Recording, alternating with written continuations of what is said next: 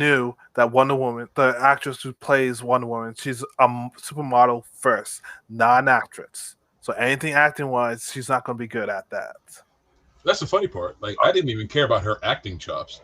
It was everything else around Gal Gadot that was disappointing. But please continue. I'm sorry to interrupt. Okay.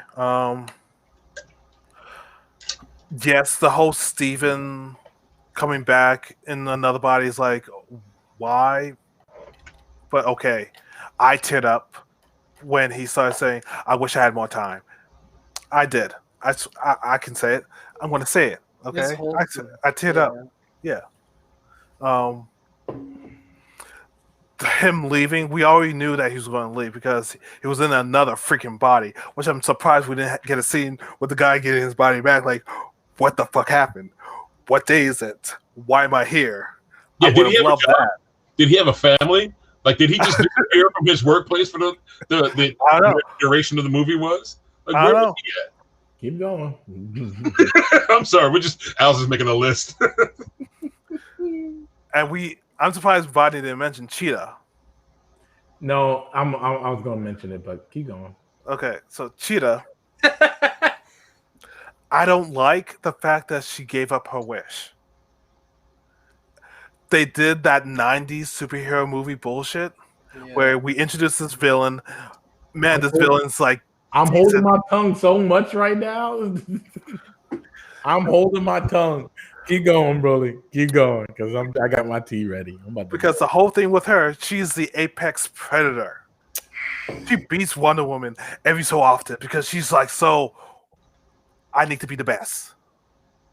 And what we got was like, bitch, I wish I was like you. So then people would notice me. It was a self-pity. Since we're on Cheetah, I'm sorry to interrupt, but since we're on Cheetah, how'd she get 2 wishes?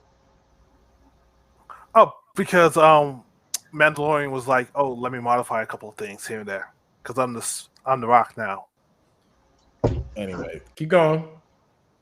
Is that it? I need a nigga button. Like, nigga. Really? Just to be able to push that sound effect. What do you mean he met? We got to move along. Are you done? I got a lot to unload. You're forgetting another important thing. Hold on. Bully, you done? Cheetah lost her humanity, so she shouldn't have given up her wish. That's basically it. Basically it. There you go. Who specified that? I'm sorry to interrupt. Wait a minute. Okay, so I get she lost her humanity, but like that was his call to make, right? As the embodiment of the stone. We'll get to there. That was before. There it go. We'll get to that. Go ahead, Derek, please. If he liked it. Yeah, please bring some sunshine to this shitty ass movie, please. I'd rather watch Toxic Avenger. That night. Sorry. I was just talking about him earlier today. Oh snap! I was drunk while I was watching it with the family. No excuse. You just negated all your liking of the movie right there. All right. For real. Now I sobered up until the end. I'm not gonna lie. I love the fact that Linda Carter came back. That was fire. Who is she gonna be? Did they specify who she was playing as? She is. She was the one that owned the gold armor. It was her gold armor that she was fighting with at the end. Right. Yeah. Okay. All right. Right. All right. So yeah. That could have just been like a cameo or even like a vague reference to the TV show, like super vague, since she was the first one and whatnot. You going there? Please bring some fun in here. I love the fact, I don't know if, oh god, this was actually pretty difficult to figure out. Was she flying? I'm gonna get to that. I'm gonna get on that. Because she did a lot. She stayed in the air for a pretty long time, and then she started using her lasso to hook on the clouds. Yep. No, I'm not gonna lie. She hooked onto lightning. No, she hooked onto the clouds and lightning. Yep. She hooked on both. I mean, I get her being the daughter of Zeus. Sure, she can connect to the Lightning. Which is another thing I liked. That was pretty fucking cool. Okay. And I don't know about the whole Maxwell Lord situation. I don't know about Maxwell Lord. We all love Mando. He's a great actor. Do you really think so though? Like, yeah, he's a brilliant actor. Yeah, he sold it. It was he's brilliant. All right. Since we on this, what the hell has he done that's so damn brilliant? He's sold the character. Character of what? A fucking megalomaniac that wants to rule the world? Like the nigga's Lex Luthor. He's Lex Luthor with a fucking rubber. Are you talking? Wait, hold on. Are you talking about him as an actor in general, or are you talking about him in the movie? There's a difference. He said brilliant. This nigga said brilliant. So I didn't. You need to define brilliant. I'm sorry. You ain't gonna call somebody brilliant and not. Okay. I didn't say he was brilliant in the movie. I said that he was brilliant as an actor. Right. Okay. Take away the Mandalorian and take away Wonder Woman. What else has he done that's impressed you so much? Viper. He was Viper in Game of Thrones. He had his eyes pushed in. But like, he still acted his heart out. He did a pretty damn good job. And also, he's brilliant, real tough, buddy. And you, I ain't sold on brilliant. I'm sorry. Hey, it's one man's opinion. I'm not, don't come at me like Pablo Hidalgo. I'm just one man. Then let him finish. Yeah, he said brilliant, and it triggered me because, let him finish. There's another one. Rodney, you're talking about getting triggered. That's what a lot of the fans got when Pablo Hidalgo. Yeah, but like honestly enough, I think a lot of people are hyped up about the Mando dude because he's the Mando. This nigga ain't a great actor. Let's be real, he's not. He ain't. He ain't. Okay. Take away Game of Thrones because you're a Game of Thrones fan, but like, you really dig what he did with that character? Yeah. I liked it. All right, what else? What else? He's in another film. I forgot what it's called, but it's on Netflix. Right. Hold on. Time out. We're gonna sit here and just try to defend him. Finish your review on the fucking movie, please. Yeah, I'm sorry. Go back to that shitty ass Wonder Woman. I love I love the prologue scenes where Diana's a kid again. Child Diana was pretty badass. Wait, hold up. Okay. Let him finish. I can't because he's on the thing I want to talk about. Why?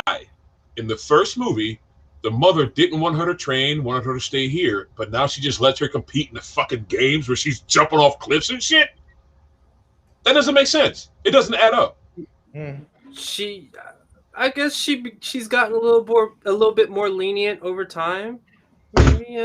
She's jumping off cliffs and she's an Amazon. I'm calling child services on her. You can't. It's bull. That's like literally. And then they can't. Let him finish, Rod. Let him finish. So the whole lesson of Diana, you can't cheat. You can't take shortcuts.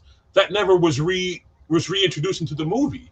It was supposed to reflect upon Cheetah, if anything, or exactly. or Pedro, because nothing good comes from a lie. Lies. Yeah. Right, because wishing is basically cheating.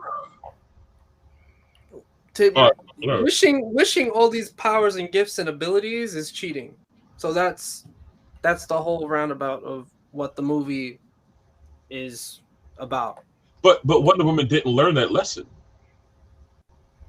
Even after she was told it in the beginning of the movie, you would think that she would, you would hear the words of her mother repeated from that, and she would say, "Shit, let me get back my love toy." And at the end, as Justin said, no good could ever come from lies. Oh, keep going, Derek. Just let him finish. Yeah, please tell me your glowing review of this shitty movie. Okay. You want me to just give it a rating and just move it? Let Al take say over. What you gotta say. Say what you gotta say. I'm sorry. You look like you're in so much pain. I'm fine, bro. That's why we're all here. There was one thing that I wanted to mention, which is not a positive thing at all, but it's Wonder Woman's character as a whole. Wonder Woman's supposed to be like some sort of feminist icon, or at the very least, she don't need no man to kick ass. Why then? She wishes for her boyfriend back. Okay, fine, love, blah blah blah. She knows what's right, but she keeps on telling herself, "No, I cannot do that. You're the only thing that I want out of you, Steve. Let this man finish. You complete me." Questions because he's not going to have the answers for it. So let him finish his review. No, but this was something that I wanted to talk about, which I forgot about. We'll get to that. All right. Go ahead. Derek, finish up, dude. Finish up. So I'm gonna finish up right now. So, all in all, it was enjoyable to watch. However, I do admit that it has its faults. It has its mistakes. It has a lot of imperfections. Just like my man said, I went in there without any expectations, right? Because it is a DC movie after all. You can't go into DC movies expecting stuff, because their whole universe is a mess. Their whole storyline is a mess. It's a mess right now, you guys. So you just gotta go with the flow until they actually get things right. And when they do, that's when we start going in with expectations. That's when we start expecting stuff to happen. Nope. So hurry up, finish. Hurry up. So you done? I give this movie a thumbs up, but not 2 thumbs up. Okay. Now I'm done. You sound like an abusive child whose drunk ass father showed up to the recital, but halfway through, like at least he showed up. He's gonna sober up one day. Let me just play my tuba part, and maybe he won't beat mommy when he gets home tonight. All right. So go ahead, Al. Sorry. Okay. So Wonder Woman 84. Where do I begin? At the beginning. At the credits, because that's the best part. Sorry. Thank you. So I understand everybody's complaints, and I understand where you're talking about being her child, like her learn that lesson, but it wasn't reflected on her as much. It was reflected morally on the story of Cheetah. So hence cheater. Get it? Ooh, I see you, my brother. I see you. Okay. Yeah. Too bad the writers didn't make that connection. No, they didn't. And I'm gonna say this: not every director needs to be a writer. Oh, she wrote. I'm gonna say it again. Not every director needs to be a writer. Some directors just need to direct. Like Patty Jenkins does not need to be a writer. All right, let me stop you there. What about it? What about its direction makes you say that?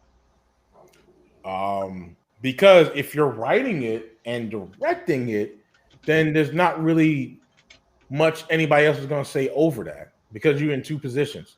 So they're going off what you see. It's the same thing and the same reason we have a problem with The Last Jedi. Star Wars talk. Well, hold on. Rian Johnson wrote it and directed it. There's a problem. He should not have wrote it. He probably could have directed. I'm fine with that, but definitely not wrote it. But that's apples and oranges. No, but if you're writing it, then you're writing the script and everything else. He should not be a writer. Patty Jenkins should not be a writer. She wasn't a writer on the first one. Jeff Johns was. She's a shitty writer. But no, wait. Jeff Johns wasn't part of this of Wonder Woman 1984. That's an issue. This Jeff Johns is a person that's been writing comic books for DC for a number of years. Same thing with Jim Lee. He knows these characters like the back of his hand, particularly Green Lantern. But when it comes to like Jeff Johns, he's been writing these characters for so long. And why are you kind of like this whole thing with Patty Jenkins and Jeff Johns were at odds with each other? Just fucked up Wonder Woman 1984 writing wise, directing wise too, because Jeff Johns was supposed to be the Kevin Feige of the DC movie universe. The problem is, a lot of these people that come into like are directing this shit are writing this shit. So the reason why we got a good Shazam movie is because of Jeff Johns, flat out, and the director. The director didn't write it; like they collabed. When you don't have that Kevin Feige type, this is what happens. But let me interject now to discuss the idea of a writer versus a director. Mm-hmm. So now, as somebody who has written scripts, you have a visual in your mind about what you're seeing, what you want to see on screen. Right. So sometimes there's a disconnect between relating it from as a writer to the director. Right. So sometimes it may be easier for, as Thanos says, fuck it, I'll do it my damn self because I can't tell you what I'm seeing. I need to just create what I'm seeing myself. Which, look at Lucas. The first Star Wars movie, he directed it because he had it in his mind and he needed to take it out of his mind and put it on the screen. Right. One of the reasons why people praise Empire Strikes Back is because he gave it to somebody else who can create what they're seeing on the page. But not everybody can create, not everybody can relate what's in their mind and put it on the page. Right. So it's a bit of a disconnect. So it's a disconnect, but at the same time, Wonder Woman 1984, when you have a director and a writer as the same thing, it's kind of hard for them to, like, I'll say this, it's sometimes hard for people to get out their own way. And there's lies a big disconnect. So, because if Jeff Johns was a part of it, he would have kept things more to lore wise and comic wise, like that same type of feeling you feel like that bring that feeling of bringing back. Yes, that's Wonder Woman on screen, but is it Wonder Woman in spirit? That's the other issue. But how much of that? This literally addressed what you just said. How much of that is what's written versus what is directed and shown on screen? A lot of it, because the single fact of like when you're reading Wonder Woman comics, right, or even animation, when you're reading Wonder Woman comics, Bully's right. She don't need a man. She don't. She never had to.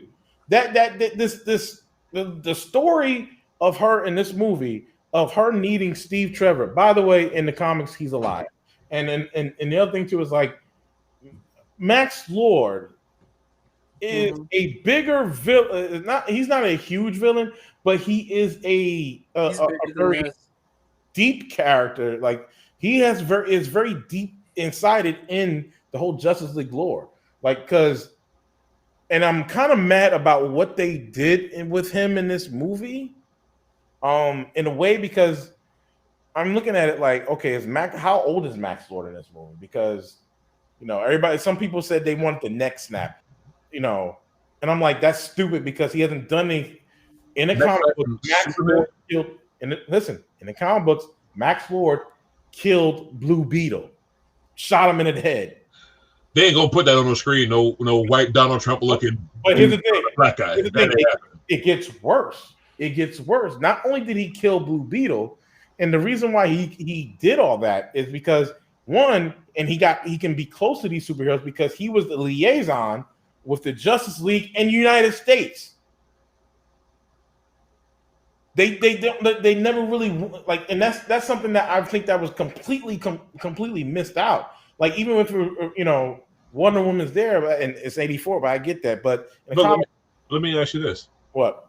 As the director, you may or may not have the ability to make those script rewrites. Your job as a director is to take what's on this page and make it real. Right. Not tell me my story needs to be more authentic and show me a comic book page where you need to make Max Lord, a liaison. Like no. But here's the thing: even it's in 84, so technically Bruce Wayne's not even around like this time. So I'm just just saying like I'm just saying Max Lord's presence in comics is a lot bigger than what it is. And I get that. But what I'm saying to you is that to basically like go over what the director is responsible for and allowed to do versus what the writer is responsible for and allowed to do. Right. Like the writer's not going to sit here and say the lighting is off. Right. Somebody else's job. But the director is not going to say, well, I don't think what you wrote is true to the comics. It should be this. Like that's not your job. Here's the thing. The problem is when they did Max Lord, they did small amount of history because he does have powers. These are powers that he has, not powers that are manifested by something else. But these powers he has, he can make you manipulate you to do things and make you see things. Not no wish thing. It's different intake of how what they gives make him those powers. Huh? What gives him those powers, or what gave him the powers? Is it alien? It was developed. It was one of those things where he developed them shit. Like what? Like not developed, but he wind up getting them shits. He's a metahuman. Yeah, he's a metahuman. So a lot of these, some powers don't manifest right away when you're born; they manifest later on in life. So his power in the movie versus what's happening in the comic, it definitely kind of.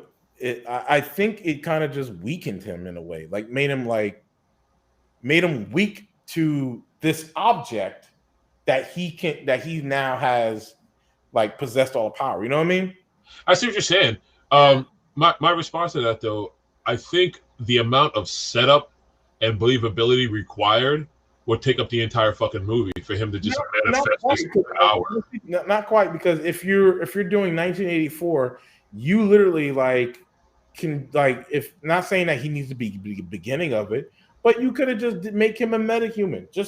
You could have made him a metahuman right from the beginning, and not even metahuman, but at least do something along the route that shows that he's going to be a danger later on, eventually. The other thing too is that, but that's setup. It's a setup. They didn't do any setup. They didn't have time to, because you need almost half the movie to do a setup. Because personally, they wrote him wrong.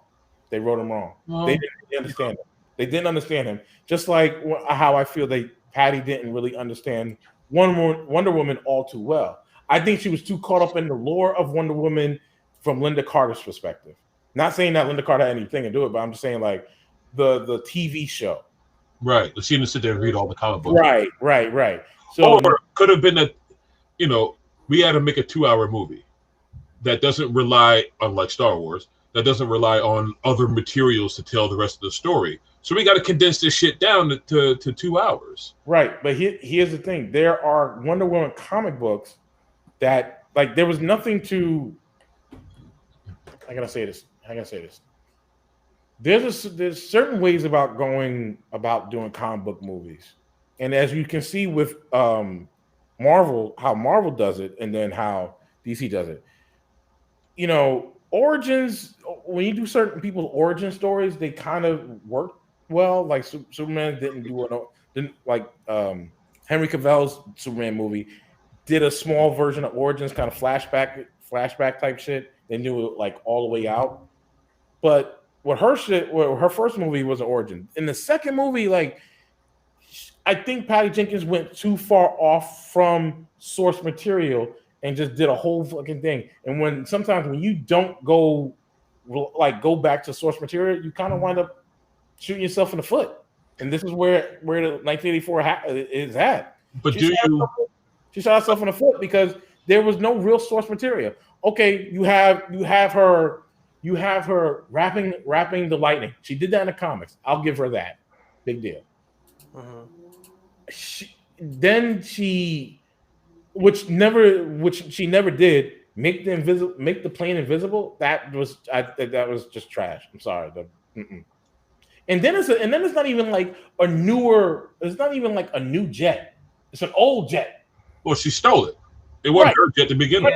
But hear me out. It's an old jet, not a new jet. I would think you would want a new jet, not an old one. But okay, so whatever the case would be. And then I've been to that museum. Trevor is supposed to know how to fly this shit. Word? Okay. All right. So now I'm jumping all around, but stick with me.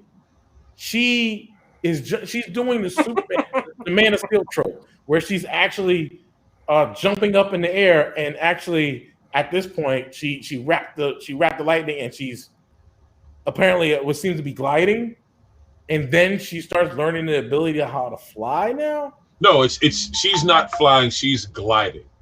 No, she's flying, dude. Because No, when she's flying. Hold on. When you're doing this, you're flying. You're not gliding. Because if you're gliding down, she's doing this. She's doing all this shit like she's flying. That's flying. That's not gliding. She flew. And this is why the movie sucks. Because number one, during that whole sequence, she's listening to him talk about using the air for thrust and lift and manipulate the atmosphere to move her through. That's gliding, not flying. But as you just said, she's flying. So she's doing the Superman acceleration punch. And that makes no fucking sense. Can't fly in comics. But what allows her to fly? She's a god. Oh, yeah, demigod. God, dude, she's a god. Like you're asking a question that's been like. Then why does Thor need a hammer to fly? Because he's the god of thunder. He's the god of thunder. Well, god of hammers. But he uses the hammer. He uses the hammer to propel himself to fly. The hammer makes him fly. He can't fly on his own without it. But there's a difference between Thor flying and then Wonder Woman flying. Let's just. But wait. At some point when let's not talk about. Let's not even do that now. Let's talk about. Wonder Woman can fly. That's just been in comics since God knows when. She can fly. Let's not even do that.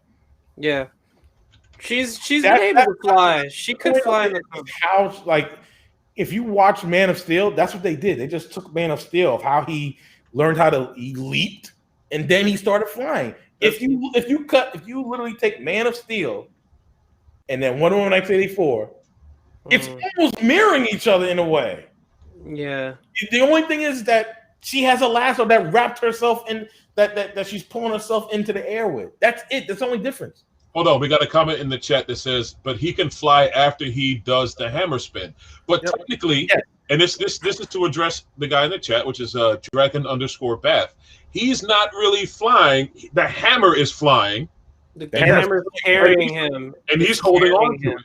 So technically, Thor, the god, can't fly, but Wonder Woman can. He's through the hammer, and it's carrying him. That's what's happening. Right. Comparing apples to oranges from two different things altogether. Correct. But so Thor can't fly, but Wonder Woman learns how to glide herself and propel herself. And I can go on a whole rant about why does Superman have the ability to fly, because it doesn't make sense. But I'll go. That's another show. I'll bring that topic to the table. Why the hell can Superman fly? I can understand him doing big jumps. Scientifically, Rodney. I can understand him. I'm sorry, Rodney. Yeah. You know, Wonder Woman's not real, and neither is Superman. Yes, but even in the world that they're in, there could be some sense of logic. The thing is that what Rodney's complaining about is how can Superman talking about the science scientifically explained. Most of that stuff been scientifically explained of why Superman can fly. Wonder Woman can fly because she is a fucking god. Let's just end that right there. Stop.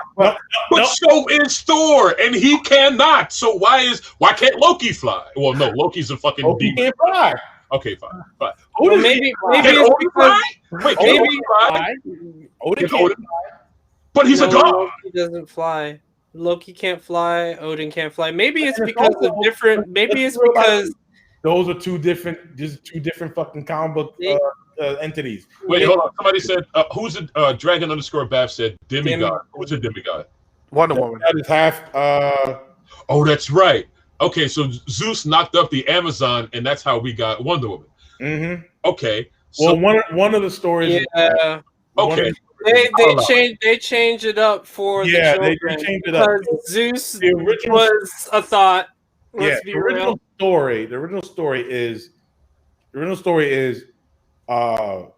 Hippolyta, her mother, made her from clay, and then Hera gave her made her real, basically made her a real, right, because Hera's a god, and that's how Wonder Woman was actually born in the comics. Now they changed that shit and said that Zeus knocked up Hippolyta, but if you go back in some comics, it wasn't like she did it she willingly did it. Wonder Woman's a product of rape, and that's why she's into bondage. In a comic book, Yes. Confirmed. Oh my god, really? Okay, that adds some death. That adds some death. Yeah. So, but if you go back, like when they changed the story up, like that, like it was against her will, and Zeus and even at some point in the comics, Zeus wanted to have sex with Wonder Woman. So it was some weird time. I'm talking about this is like in Greek mythology. In Greek mythology,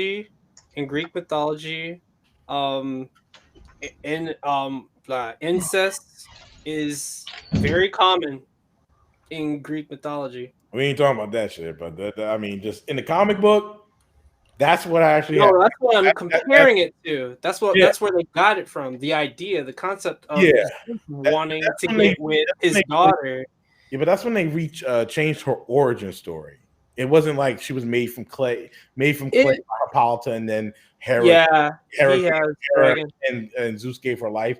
No, they changed that shit because apparently it didn't make sense.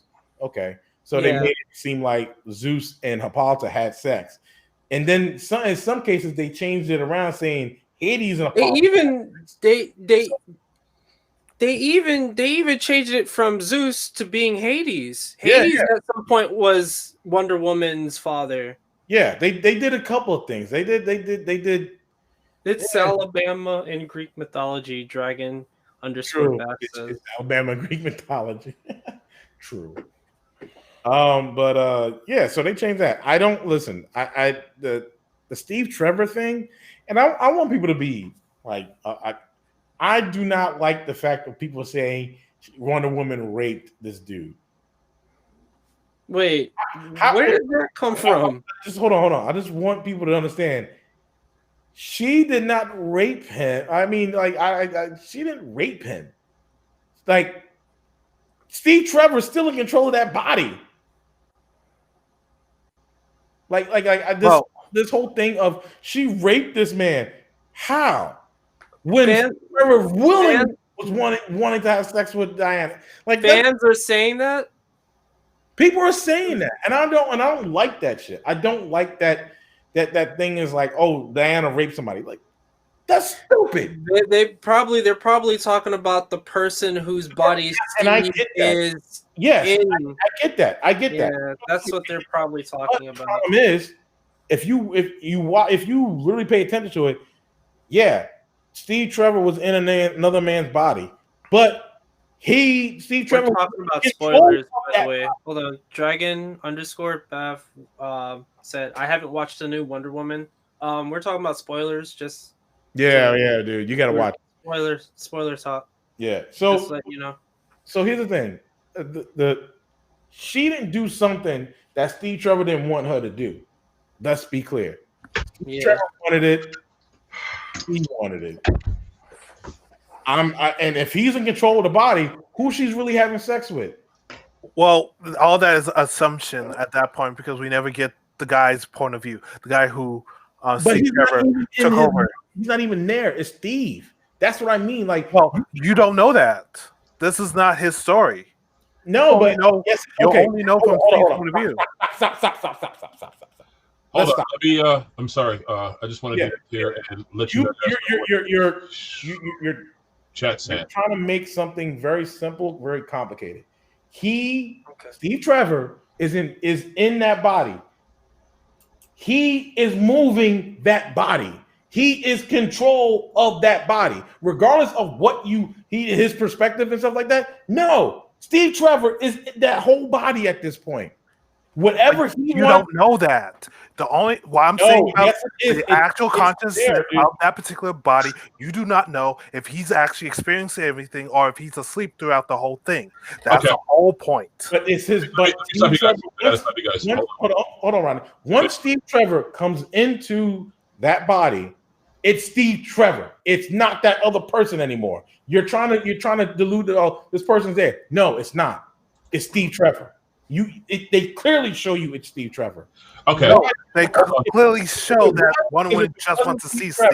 No, if it wasn't Steve Trevor in that body, it would be that person there. We were able to see that person's face. We did. I gotta stop you there. We did. When he looked in the mirror, he saw himself. He saw the real person's body. And he's moving the body. Like understand, like if he's moving that body, he's doing things with that body. So technically that person that's there is not there. It's Steve Trevor. So let's stop the thing of she raped this dude. It's Steve Trevor. Ooh, wait. Oh, damn. I came back at the right time. Sorry for my old man bladder, but I had to go to the bathroom again. All right, let me go to the chat for a second. Dragon is saying, let's see. Let me just scroll up. We covered Alabama. We covered. Oh, you guys already saw his stuff? All right, cool. Yeah. All right, so Steve Trevor playing Invasion of the Body Snatchers. My big question is, did the real person just kind of black out for the time, or what? He's not there. So your theory is that your theory, Al, is that like quantum leap, like the person inhabits or Steve inhabited the body mentally or spiritually, which is why when he looked in the mirror, he saw the real body, but the wish granted Diana the ability to see him as Steve, or no, she didn't see him as Steve. No. She didn't. We did, the audience, to show that was Steve. And the only reason still looking like the dude. And the only reason why we know that is because when they did the whole turnaround, she says, "All I see is you." Right. That's when we did the transition. But at the same time, you cannot say that Steve Trevor like she raped this dude because she like this is what I'm saying. Like people need to stop saying this rape shit because that's too far fetched because. She only, in her mind, she only saw Steve. Regardless of, that does make it dangerous, though. And don't get me, I understand that, like it's a movie, but at the same time, it's like this word rape is a little too much. They didn't even have sex. Yeah, but we don't even know if they had sex, but I'm pretty sure they did. They didn't? I thought that they did. I thought they did too. Like, I mean, if you've technically been dead for a while and this woman that you was in love with, regardless of what body you in. First of all, that nigga's body. That's an interesting question. I didn't even think about that. Like, could that be considered rape? Huh? Good. Like, I'm sorry if I may be getting the context. We'll get into that. This is the problem I was having, Rodney, because some fans are calling it rape, and I'm like. How you can say it's rape when like saying that she did everything? Why are you making it seem like she did everything? Like didn't even do anything. Because with your logic, it's based off of the whole fact that the guy who Steve controlled is not aware of anything. And even on top of that, that's like, yeah, sure. I body snatch, I quantum leap into this body. That's to give you free reign all over everything. But that's not her fault. Dragon_Bass says you guys best not smear Wonder Woman's name, but she may be a rapist. Let me delve into this for a second here. Let's stop that right now because that's not her fucking fault. Let me argue with you. Yeah, I'll get to you. That's not her fault. That's not. That's really Why not? Because the simple fact, because that is Steve Trevor in there, not the person. Okay. Steve Trevor is in control of that whole body. Of whose body? That dude's body that he's in. So here's the thing. So he's in control of it. So if he is doing what he wants to do, Steve Trevor is doing something sexually to Wonder Woman. Whose fault is that? Is that Wonder Woman's fault or Steve Trevor's fault? I'm going to tell you why it's Wonder Woman's fault. Okay. First, riddle me this, Batman. What do you want? Confirm that Wonder Woman herself knows that the person she's looking at is not Steve Trevor, correct? I'm still confused about that myself anyway. Because she didn't know this nigga until he said the catchphrase. Right. And then she started to believe. But physically, this nigga didn't morph into fucking Steve. Right. which I thought would have been better anyway. Well, I mean, he should have just walked in his own fucking body, but whatever. So the concept that they're saying is that Steve inhabited another person's body, right? Yeah. Right. Subconsciously, It's not his body, though. mindly, everything. That's No. Steve Trevor. Right. Consciousness. But not Everything. Like what except for the body didn't change. The physical didn't change, right? No? No, it didn't. No. Right. So let me riddle me this, Batman. If I steal a car and you get in that car with me, ain't you an accessory, nigga? Yeah. That's a different story. No, it's not a different story. It's the same exact story. She knew that was not Steve Trevor. I keep calling him Steve.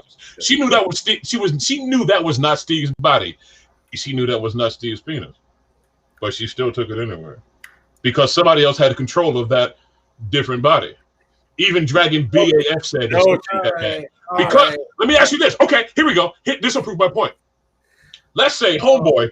Let's say the long version of that ending scene where they're standing in the snow, he starts scratching because he got crabs from Diana, but he don't know where the fuck they came from. That's rape. How the hell, like, she gave him something that he had no idea, nor did he consent to receiving. Yeah. She raped him. But that's still not all on her, though.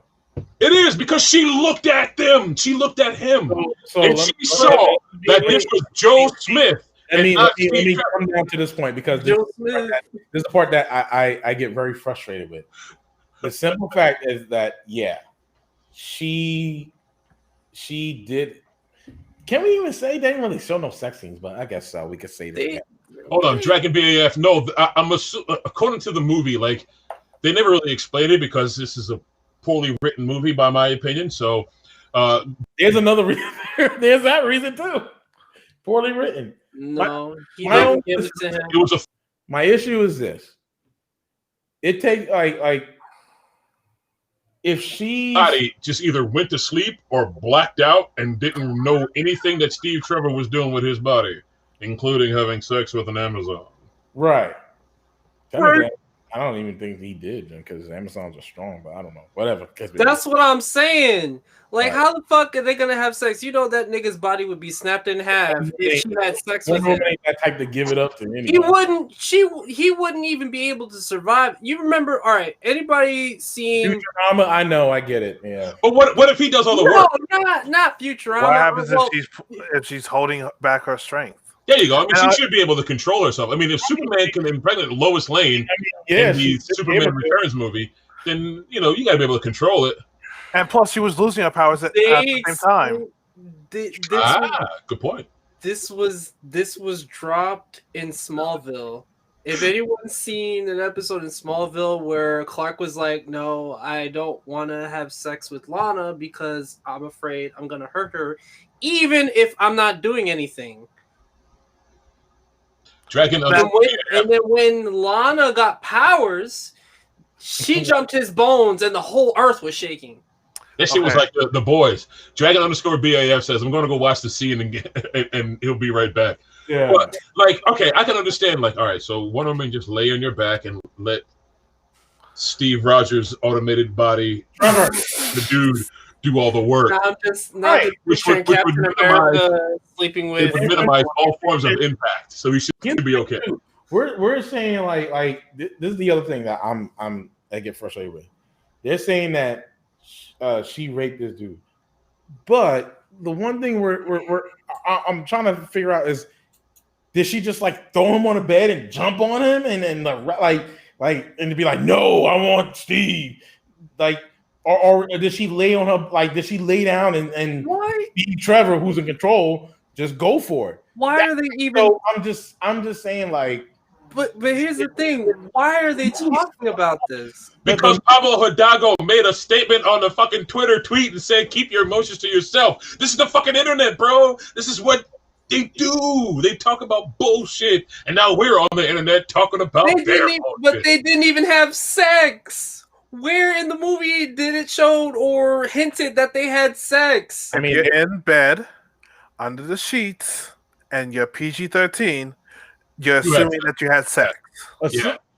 Yeah. But here's the other thing. Assumptions are the mother of all fuck-ups. We can't assume. I mean, you can't. Right. They could be just cuddling. After sex. I don't know. Cuddling with an Amazon could be just as dangerous.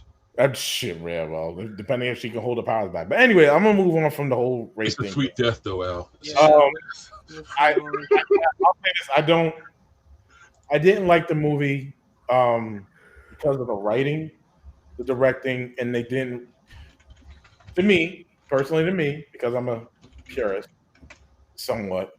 I'm a true purist. Like I don't think sometimes I think comic book movies need to go by certain lores just to keep people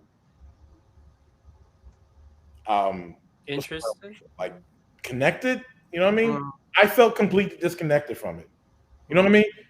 So when I'm saying like, were there things that I saw Wonder Woman do in this movie that was like, okay, she kind of did that, and it's like, okay, I could see her doing that, but there was no real story to connect me to Wonder Woman as a whole.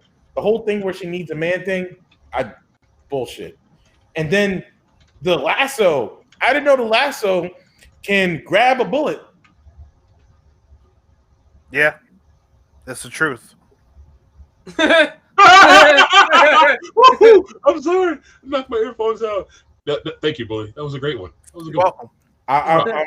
I'm sorry, and you know the other thing too is like, and she was losing her powers. Anyway, I'm gonna get like, so she was losing her powers. Cheetah, oh, they fucked up Cheetah. I didn't mind Catherine Wigg playing her, but I do mind the fact of if she said she wanted to become an apex predator, a cheetah, like there's different variations of cheetah, but they all had. She was more looking like a lion. Some looked like a cheetah, and the other ones look like a lion. Like, and for me, she never wanted to give up her powers. So I'm thinking to myself, like, why is she turned back into a human? That made no sense to me. Because she gave up her wish. It all went away. Isn't Wonder Woman bi or something? No, not from. No, not from. Let's get back to the review. Not from a comic book standpoint. She's. Well, we're just answering somebody's question.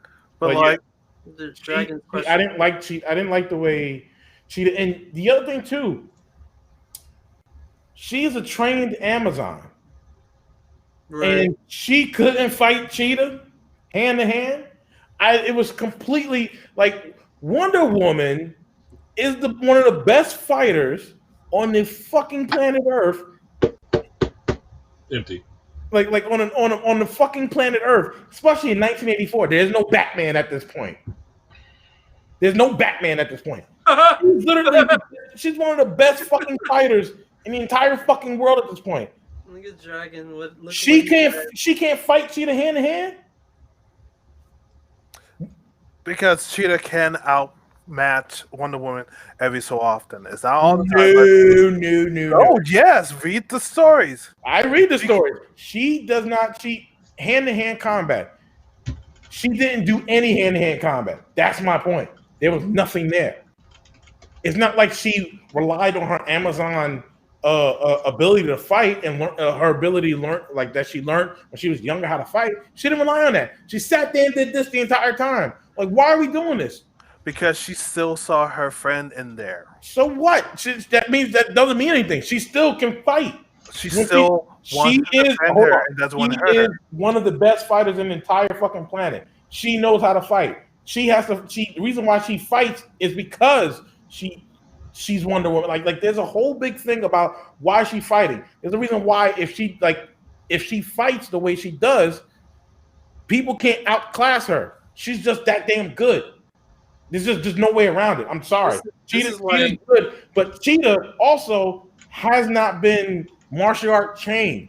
She was having Wonder Woman's powers, but that's the whole thing. If she's having Wonder Woman's powers, then she should know how to fight.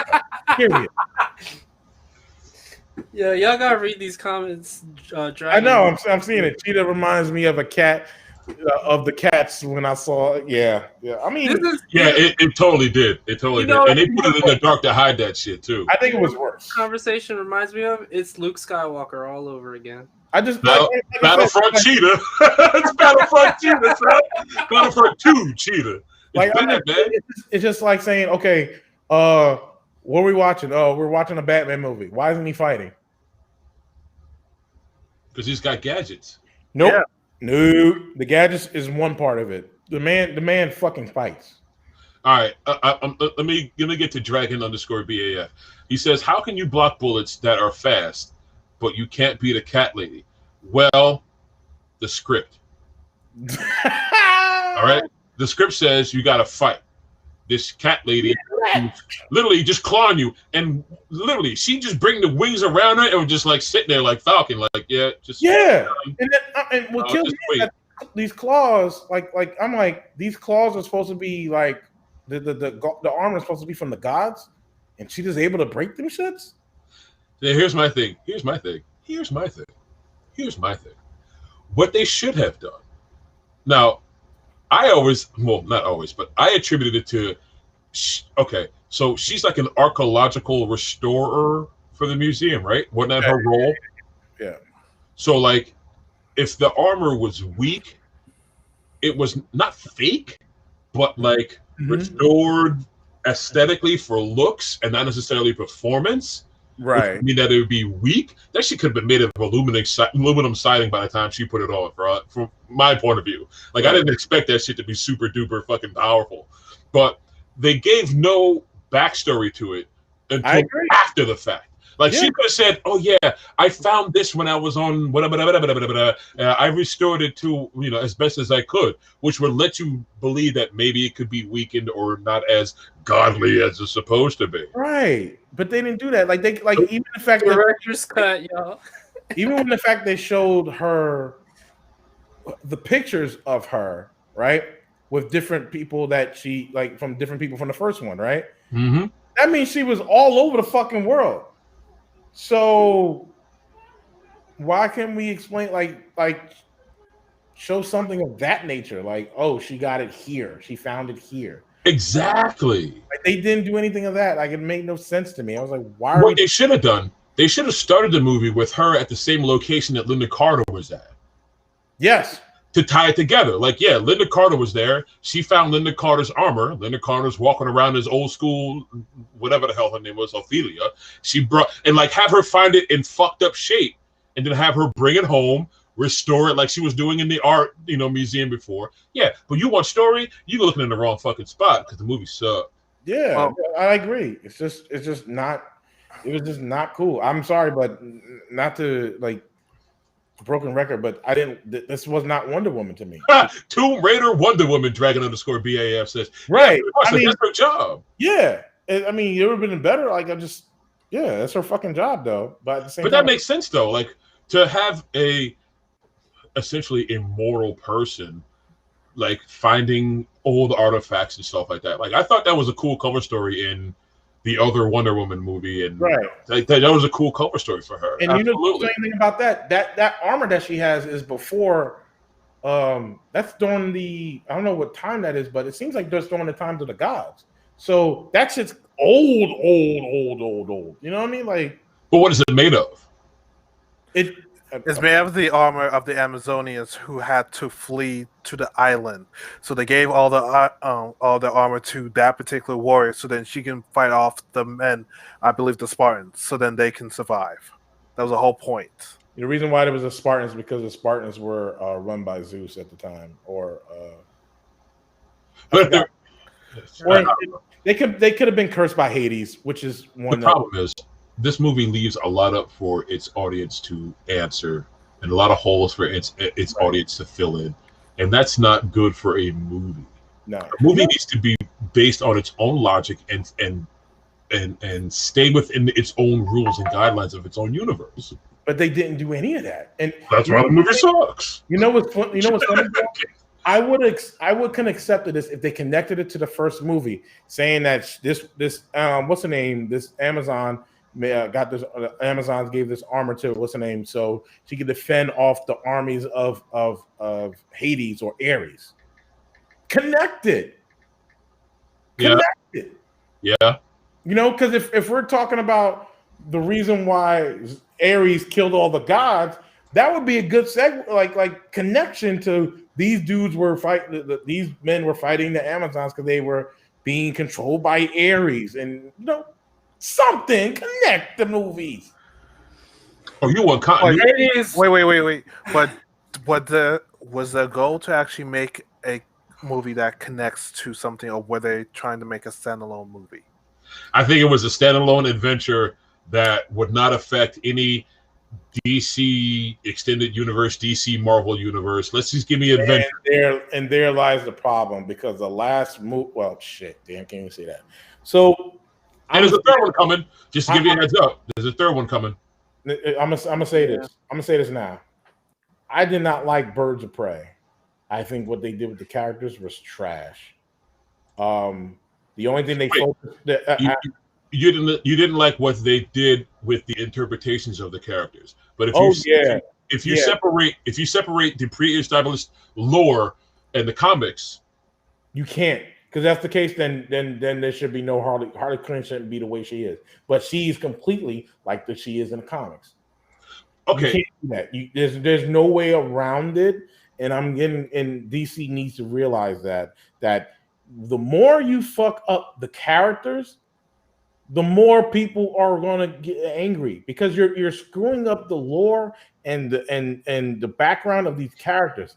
Like, I don't care what, like honestly, I don't care what nationality some of these characters are, but when you're screwing up the actual lore behind them, and like Birds of Prey, they had Cassandra Cain. I don't know if you know Cassandra Cain, but she is an assassin. Which one was that? Birds of Prey. Girl. The little girl, the little Asian girl. The thief. Yeah. Yep. She's not a fucking thief. She's more than that. And I was like, what is this? Like, Renee Montoya, all that shit. And I was like, a lot of these characters are bad. Like, I don't mind the people that are playing them, but how they did it was bad. I didn't like it. I just didn't like Birds of Prey. I was like, why? It just made no sense. Shazam was actually good. Shazam was actually probably one of the best DC movies. Man of Steel was fine for me. Batman v Superman, I don't even want to talk about that shit. Well, all right, hold on 1 second. Let me shout out to a couple people that just popped into the stream. What's happening, Mags? What's happening? Up? God, I don't want to mispronounce these names. Somebody try that one that starts with a Z. I know y'all can see it, but like I don't want to pronounce it. ZXV3. And there's a 2 there too. So thank you both. Actually, there's 3 of them. Good God. Call me Z. Z, thank you very much for coming through. Oh, 2 and 3. Z. Yeah. 2, 3. Though it's the same person. It's the same possibly. Person. And Dragon popped up a question, I guess, for our DC aficionado over here. Is Black Adam and Shazam the same thing? No, because Shazam is powered by Egyptian gods. Black Adam is powered by Black gods. No, sorry, damn, I pushed that up. Shazam is powered by Greek gods, and Black Adam is powered by Egyptian gods. They have the similar abilities. They say the same word. So to get to Shazam now, so Black Adam was not that missing chair. Yeah, he is. The movie. He was the first one. Yeah. But how is he powered from a different god when they were all derivative from the same dude in that scene? That's because Greek gods and Egyptian gods, two different types of gods. Yeah, I got that. But the Shazam movie that I did watch, gave me the impression that everybody that sat in those chairs were all powered off the Shazam power. No. It's for the different gods. He shared the power, right? He shared the power. That's why they're the same. They have the same abilities, but they all don't have the same ability. But you know what? Not for nothing. That movie did not give me a sense that Black Adam, that missing chair, was from a different power source. Right. That made it look like, okay, we are all feeding off the same battery, and there's one dude missing. Like right. that, I just have to explain that. The thing is, when it comes to, I'm just going on comic book lore, so just bear with me. When it comes to the movie itself, that chair, it was placed there to show that Black Adam is supposed to be sitting there. Problem is, he was the first, right? He was like the first Shazam, you know, the one that the first one Shazam gave powers to, basically. The main dude, the main Shazam dude. But who gave powers to? He gave Black Adam to. The first person that he gave, the first time Shazam gave powers was to Black Adam. But you just said he was fed off. He was fed off somebody else's other different power. He was fed off the Egyptian gods, and they still haven't really. I guess they'll explain it better in the movies of how they do shit. Probably not. We'll see. Yeah, I agree, Dragon. DC movies are all yeah. We'll see. I mean, one of those things, like, I like Shazam, I like Man of Steel, which we still haven't gotten a sequel for. Which, god damn it, we're due for a sequel. Because I supposedly we're getting Suicide Squad, you know, and I don't know what's going on with the Batman. Matt Reeves is Batman. I don't know what's going on with that. They're doing reshoots and shit now. That's the Twilight dude's Batman? Yeah, he caught COVID, so they had to shut that shit down for a bit. Yeah, there you go. So that's going to be out until. He caught COVID? Yeah. So that movie's not coming, and they have to do reshoots. So that movie's not coming out until 2022. Oh, wow. Yeah. So okay, I'm okay if it's coming out 2022, but if he got COVID, and depending on how long he's going, like how long it's, you know, unless he gets a vaccine and whatnot, the movie probably not come out till 2023. And I'm okay if that is, if they're going to do reshoots, but fine with that. Speaking about DC Comics now. Yeah, so I don't even know how long we've been streaming for. We're at least an hour since I changed over to Restream. We're going to move into Roundhouse's discussion on the state of the DC. Yeah, so it's called DC Comics Future State, which is... Oh, Jesus Lord. Yeah. So if anybody followed the stories that happened before with the Dark Knight's Metal, and which is a crisis, basically, it pretty much, this is not a reset, but it shows like different universe with different heroes, like with the heroes and stuff like that. So you got Batman is now a black man. Wonder Woman is now a Brazilian woman. Okay. The Flash is a paraplegic. Has no legs, but is black. Wait. And a female paraplegic that's black that has no legs. She has metal legs. Oh, okay. She has metal legs. So I was about to say, how Superman is Jonathan Kent, Superman's son. So, and this is the new stories that's happening right now. That's going to be. Wait. Oh, his son is named Jonathan Kent. Yeah. Superman named him after his Earth father. Yeah. Yeah. Jonathan Kent. Okay. Yeah. So now he's the new Superman. Because they don't explain what happened to Superman, and it's supposedly in the future. So I don't know. I had because the first issues of Batman, Superman, and I believe Justice League are coming out or have been coming out recently. So there's a lot of stories that's going to be coming out now. So yeah, tune in for that. Like it's supposedly going to be really good because they're changing a lot of the DC characters.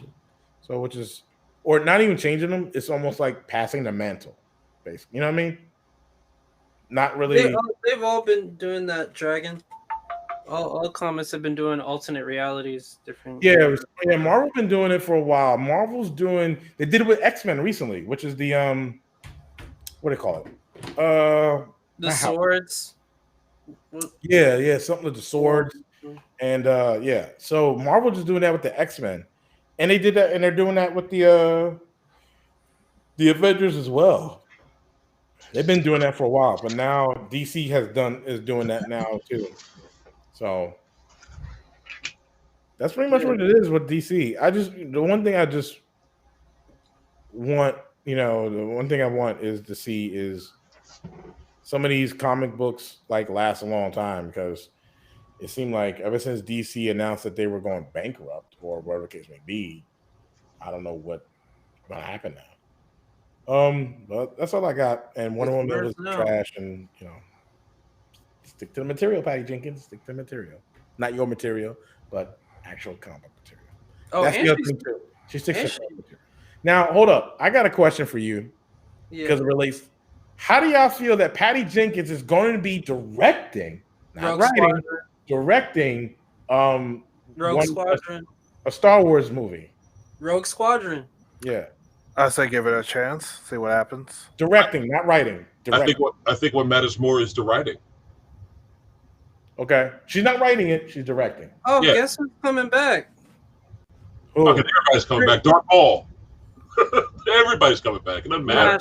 She's getting Chris Pine in the X-Wing cockpit now. Who? Steve Trevor. But what about him? He's a pilot in that movie too. Don't you think that's ironic? Is that a movie or is that supposed to be a show? Yeah, that's a movie. I think it's a movie. It's supposed to be a Top Gun-esque type of Star Wars movie. And Chris Pine's in it? Yeah. Well, put it like this: if you were working with somebody that was about to do a Star Wars movie, I'd be in their fucking ear like left and right, like, yo, can you like do something? Blow me up in the first. I don't blame him for trying. I don't blame him either. I don't blame him for trying. For real. I agree. If they was like, hey, we're looking for, I don't care. I'll be Porkins. I don't give a fuck. I can't hold it. Yo, that's me. Shit. I'll be in there. And I don't want people. Oh my god. Yeah. I mean, I'll be Porkins. I don't give a shit. I'll sign up. Maybe this time we'll actually see them eject out of an X-Wing instead of just blowing up along with it. In space? No, in the skies. Oh, anyway. Well, you can eject in space. You can eject in space too, actually. Yeah, you can. Yeah. Nobody ever notices. It's like an escape pod. You have this shit hanging here. You never really see it, but they usually have a thing hanging here on their helmet. Okay. Which is like an oxygen tank. You know. Since we're on Star Wars and Disney stuff, we Dragon _ BAF says, as all I have to say is, if this doesn't follow the lore, there will be problems. Are you referring to the lore of Rogue Squadron, Dragon? Yeah, I think so. So yeah, but what lore is in the new canon now? I don't think it's going to be new canon. I don't know. I don't know. I don't know. Because obviously the old Rogue Squadron game is not canon anymore. So how is that possible? Because didn't they wipe it all out? Ain't Rogue Squadron old? I don't think it is. It came out after. True. They did do a thing where it's like all the old stuff is legendary. Yeah. So if Star Killer ain't canon, Rogue Squadron damn sure ain't no canon. Because Rogue Squadron came out before Phantom Menace, right? And then Starfighter. There's also a book series underneath the same name. Oh. Is that new? Is that like part of the new canon? Or? I don't think so. I think that was Legends. Sorry, Dragon _ BAF. You may be disappointed, sir. Well, you don't know. I said maybe. You know, maybe it's possible. It's possible. You never know. Oh man. You know, it's so funny how Kathleen Kennedy was like, oh, it's so difficult to make a story without any source material. And I'm like, you wiped it all away, lady. That's because nobody told her. Yeah. Somebody said, hey, we got all this other shit. You want to look at this? She's like, no. What? She was complaining all day long about how it's difficult to make a story during an interview about The Last Jedi. She's not a writer. Of course it's difficult. You know, it'd be hard for Bradley to do plumbing because he's not a plumber. Duh. She's not a writer. She's just a producer. I know that. I know that. I'm talking about the writers, but the fact that she said that, and after they deemed everything Legends non-canonical, what can you do? You destroyed your only opportunity of making any connections to Legends. So They got a lot of High Republic, and I guarantee you they're going to make a movie about the High Republic now. the fan base really shit on Lucasfilm for doing that. Doing what? For wiping out the old original canon. I agree. I agree with that. Well, think about it from a business point of view. If you use somebody else's work, you got to pay them. Mm-hmm. Mm. And they don't want to pay these fucking people to use what's already been sold. And then they have to take the risk of reselling already published materials. So they're not going to use it. Plus, Star Wars will then become more easy for new people to jump in. Because I'm one of those people where I was aware of the extended universe. I read a couple of books, but I didn't really care for like going into reading like one section of books to another, just so that I can find out what happened with Luke's kids, Leia's kids, Chewbacca. Now it's a fresh start. Yeah, I like what Dragon said. That's why I love Mandalorian. It follows lore heavy.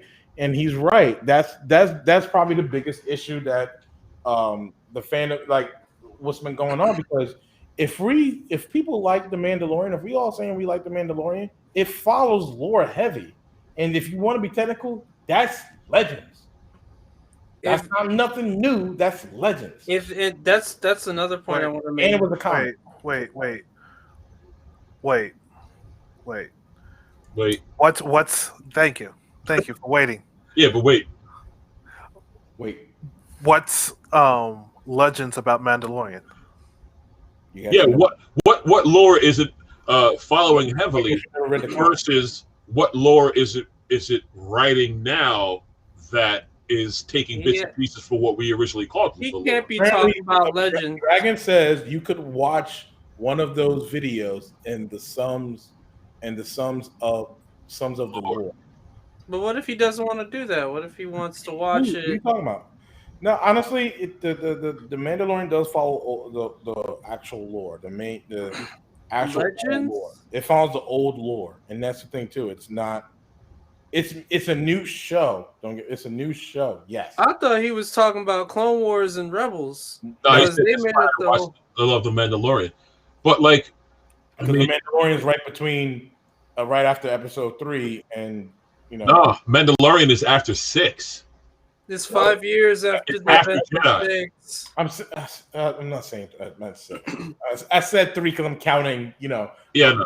It's weird. Like when I say 3, I'm counting. That's because you're old. Yeah. You know what I'm saying? Like I'm like, that's because you're old.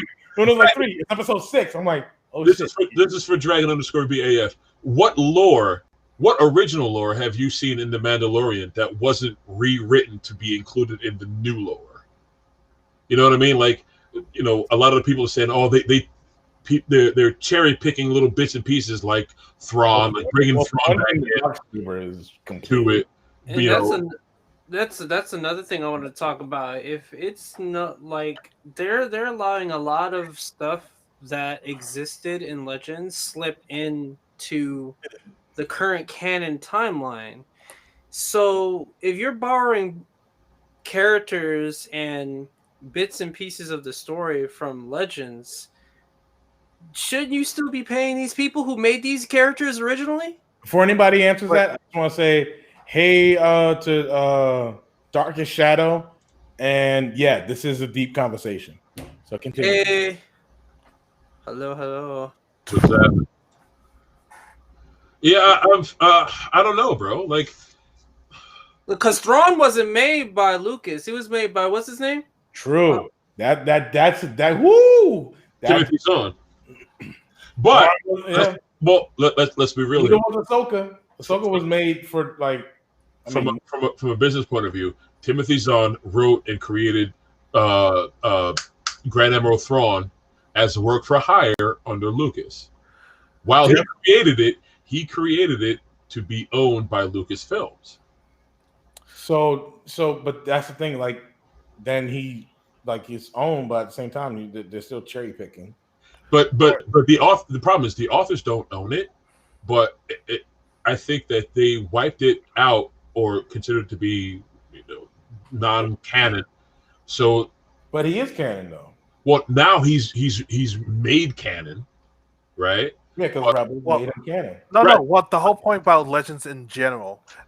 Plus, Darkest Shadow wants to make sure that all y'all know that this is Max from Empire Temple / Rebel Legion Echo Base. Which man? Was that Dunlop? No, Max. Oh, Max. Max. Yeah. Where y'all seeing Oh, him? Max. I know Max. Hey, Max, what's up? Yeah.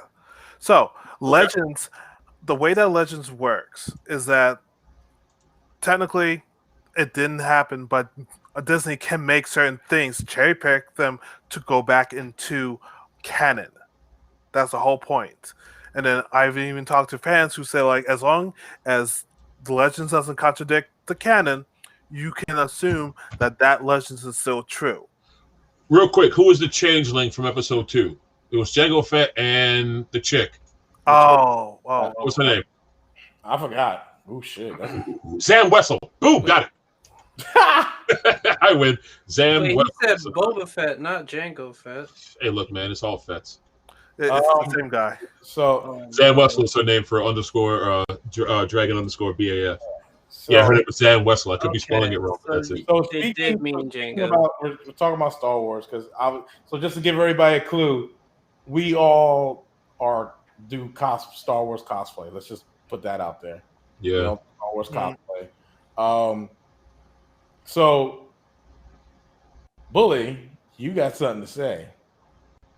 Are we starting the real heavy talk now? Segue into it because it's gonna be my cup is empty, so I guess it's time. Oh, all right, Bully, you're up, buddy. Yeah. So my topic, which can lead into a whole nother podcast. Hey, the floor is yours. Do it right now. Hey, Oh my God. Bully, let it go, homie. Let it go. I think you need to let it go. You know what really grinds my gears? I'm bringing to the table. Sounds like a motherfucking TKO. Ooh. Representation without transformation. That's something that I really want. You said transformation? Transformation. Representation without transformation. Okay, clarify your message, my brother. That. Yeah. Well, okay. So as we all grew up with Disney, and for a lack of lack of better words, like after like 2002, starting with Brother Bear, they started turning a good portion of people of color into animals. Started with Brother Bear. Or spirits. Or yeah. That's way too soon. Yeah. Let me see if I can screen share what I have. So the idea is that black folks can't be in a Disney movie without being turned into an animal. Mm-hmm. Or yelling. Essentially. Or yelling the same name every movie. Or yelling.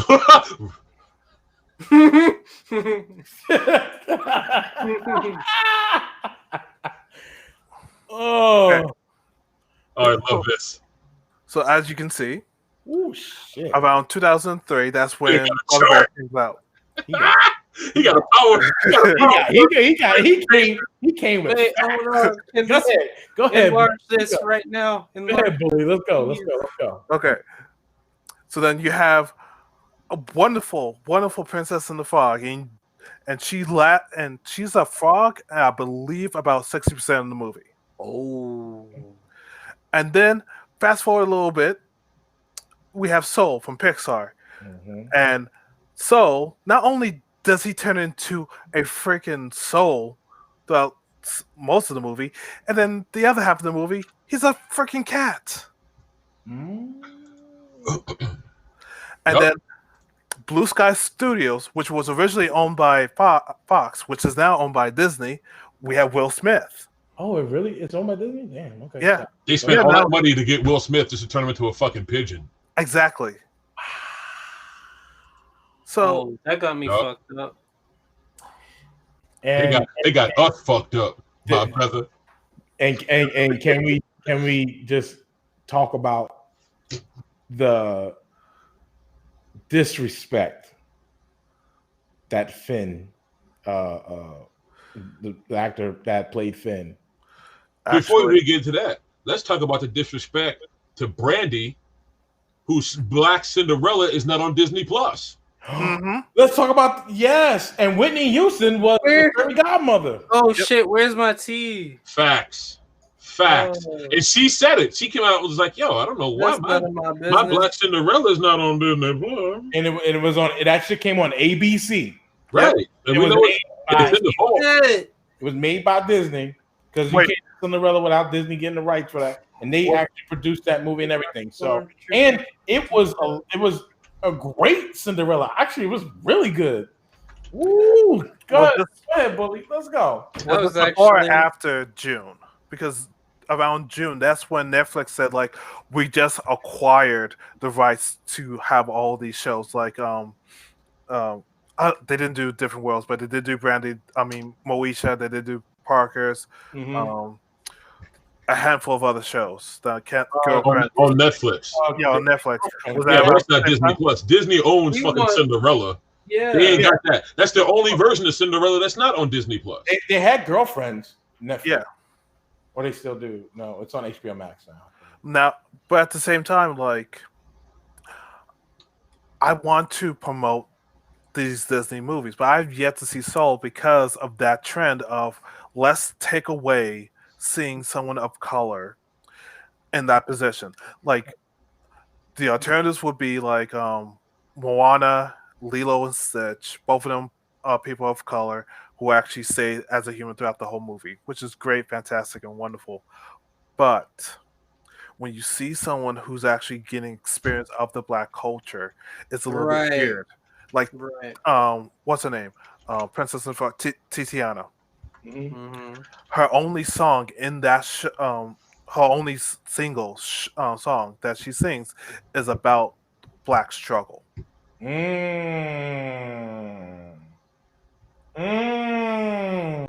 So, does it create a point? Yes, but why should we have her sing that song? Why can't we have her sing about, like, you know what, that she doesn't really need to be rich and famous and all this other stuff as long as she has her dreams?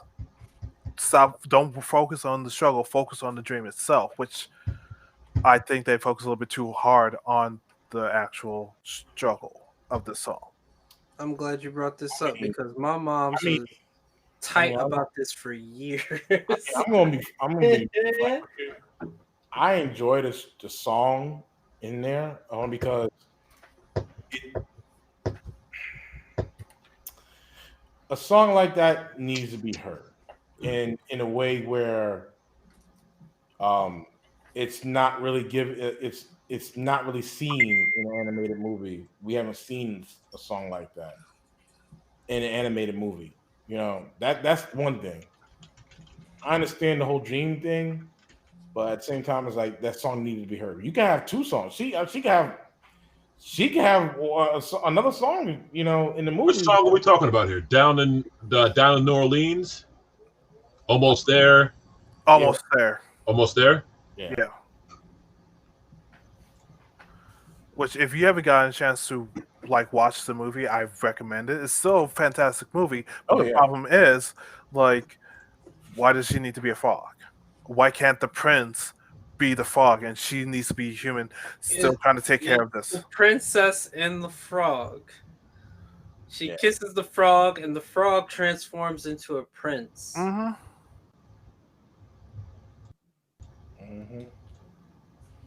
love how she looked like. And I love how she looked like a black version of Belle. Oh, Lord. That's an animation issue. But she looked like Belle, don't she? A black version of Belle? Yeah, it's the same animation. It's animation style. Yeah. She's the last hand-drawn Disney princess. Yep, she was. I will say this, that oh, shit. That is actually sad, too. Aside from the skin tone, the facial features aren't different. So she's not drawn to be a black person. There you go. She's drawn and colored in to be brown skin. Now, technically, is that a good or bad thing? Because, before you answer, let me ask you this: had they made, I don't know if y'all can see my Had they made her lips like bigger, would that have been like, oh my god, they gave her these big ass lips? Had they made her nose broad, oh my god, they gave her this big ass nose? Like, why they got to draw black people this way when we have different features? Like, would that have gotten them backlash? Well, here's the thing. Like, she's okay. So there's two ways I can say something about this. Like, I think they should have made her, and it's probably something I'm going to get to. Why it seems like animation and are so-called scared of drawing darker skinned people. Because that's a whole nother conversation in and of itself. Like, absolutely, yeah. Like we can't be seen as being dark. We have to be fair skinned. There's an episode or even not even too far fair skin, but like, Yeah. So there's an episode of Blackish that actually covers that, about being like dark skin sensitive. Mm-hmm. And how that perceives everything, and even Dre, the father of the family, prefers to see lighter skin versus dark skin, even though he views himself as dark skinned. Mm-hmm. It's a movie thing, like it's kind of sad, like that the representation of black people sometimes is never up to par. Like when it comes to Soul, right? Mm-hmm. Dude is dark skinned, right? Mm-hmm. But then it seems like that's taken away right away, and he becomes a soul. He's a soul of himself, right? Which all souls are completely like they're the same. They're the same. Mm-hmm. And it's not like he doesn't even get his body back. He gets his body back later on. Spoiler alert! But he becomes a cat. Oh shit! He becomes a cat. Yeah, he becomes a cat. I fell asleep halfway through this movie, so I didn't even feel it. His soul gets like the person who's voiced by what's her fucking name from 30 Rock. Yeah, I think so too. Dragon_Beth. Like, I think drawing black people, if they're drawn by non-black people, it will still come under fire and scrutiny. Because especially since a lot of animation studios are in Japan, we know that they don't really hang out with a lot of black. So I think that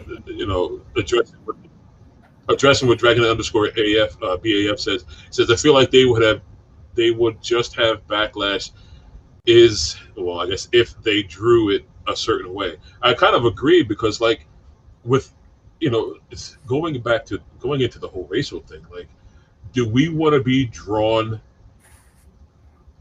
like we really are, which is easily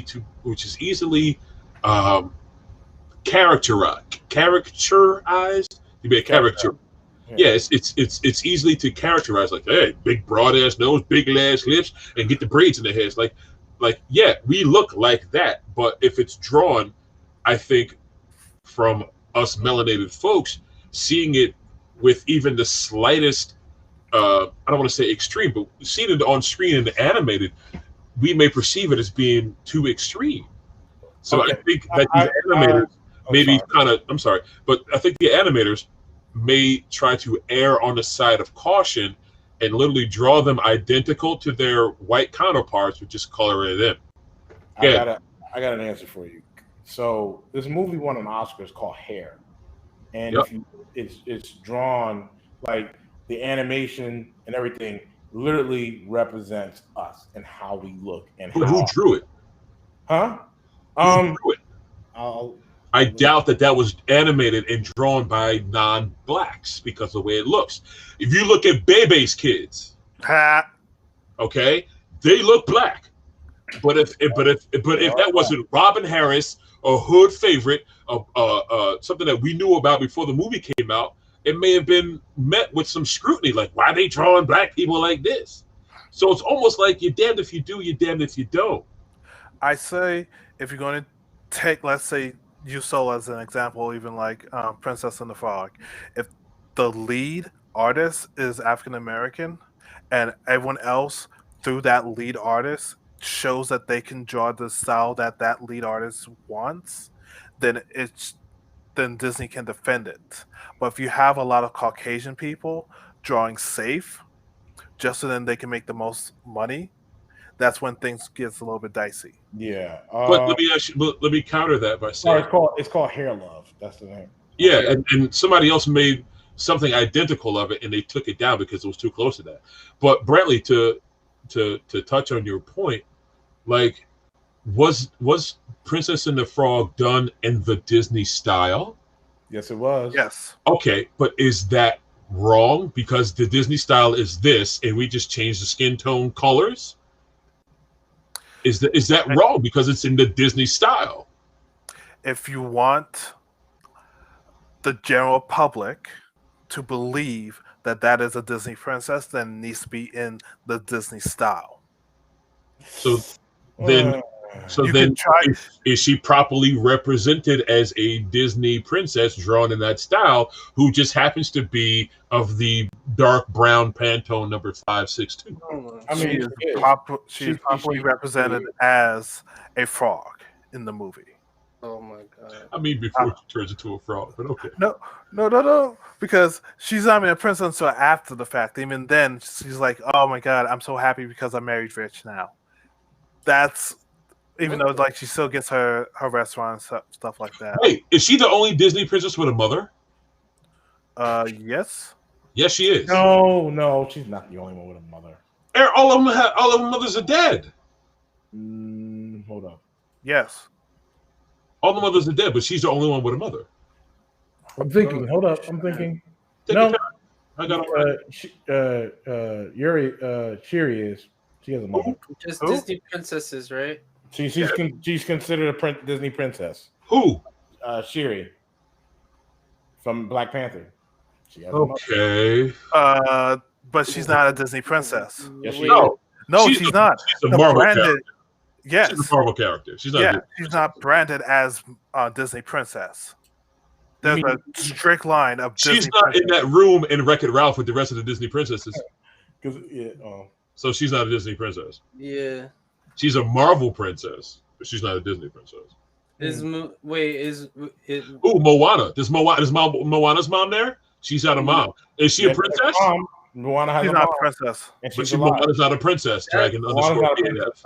Wait, Moana, she's a demigod? No, she's not a princess. No, Moana's not any. No, she's normal. She's a regular person. It's the dude. The Rock was the Mulan is a princess and she has a mother. Wait, I thought Mulan's mother died, which is why it's all about the her mother didn't die. Nobody. Her mother's still alive. Well, shit, I never watched the goddamn movie. I just never saw a mother. Yeah, her mother. Wait, Mulan is not a princess. But she's not a princess. Yeah, she's not a princess. She's a warrior. She's a warrior. No, I'm talking about the actual Disney princess. Yeah, the actual brand. Disney princesses. No moms except for Tiana. All right, let's look at the list here. Disney.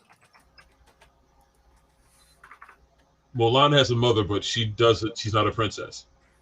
Okay. Same thing. Pocahontas has a mother. Merida. Her mom. Pocahontas had a tree. Wait, but Merida, the one from Brave, the redhead? Yeah. Her mom's still alive, and she's a princess. Who? The one from Brave. Yeah. Oh yeah. But wait, who's in the room for Wreck-It Ralph? Dragon underscore. Mulan was there. Merida was there. So Mulan is the princess. Yeah. But how? Did she marry a prince? Well, her father was. He was a regular dude because he had to send. He was not a regular dude. He had to send somebody to war. You think a prince or no? He was high up a rank. I forgot what he is, but he's not a regular dude. He ain't no king.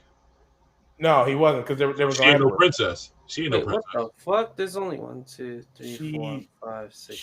Her father was what, the main person in the village where they were at. There's 11. She's not. She's a princess. Dragon underscore BAF says we don't talk about Brave. I actually enjoyed Brave. I didn't think it was that bad. What you mean? Brave was bad? I didn't think Brave was bad. Brave was popping. What you talking about? Moana and Mulan. Yeah, neither one of those were of royalty. Moana's not a princess. Neither is Mulan. Mulan is. Shit, if I know. Yeah, no, bro. We're Googling stuff up here trying to figure this out. Rodney, do you see my screen?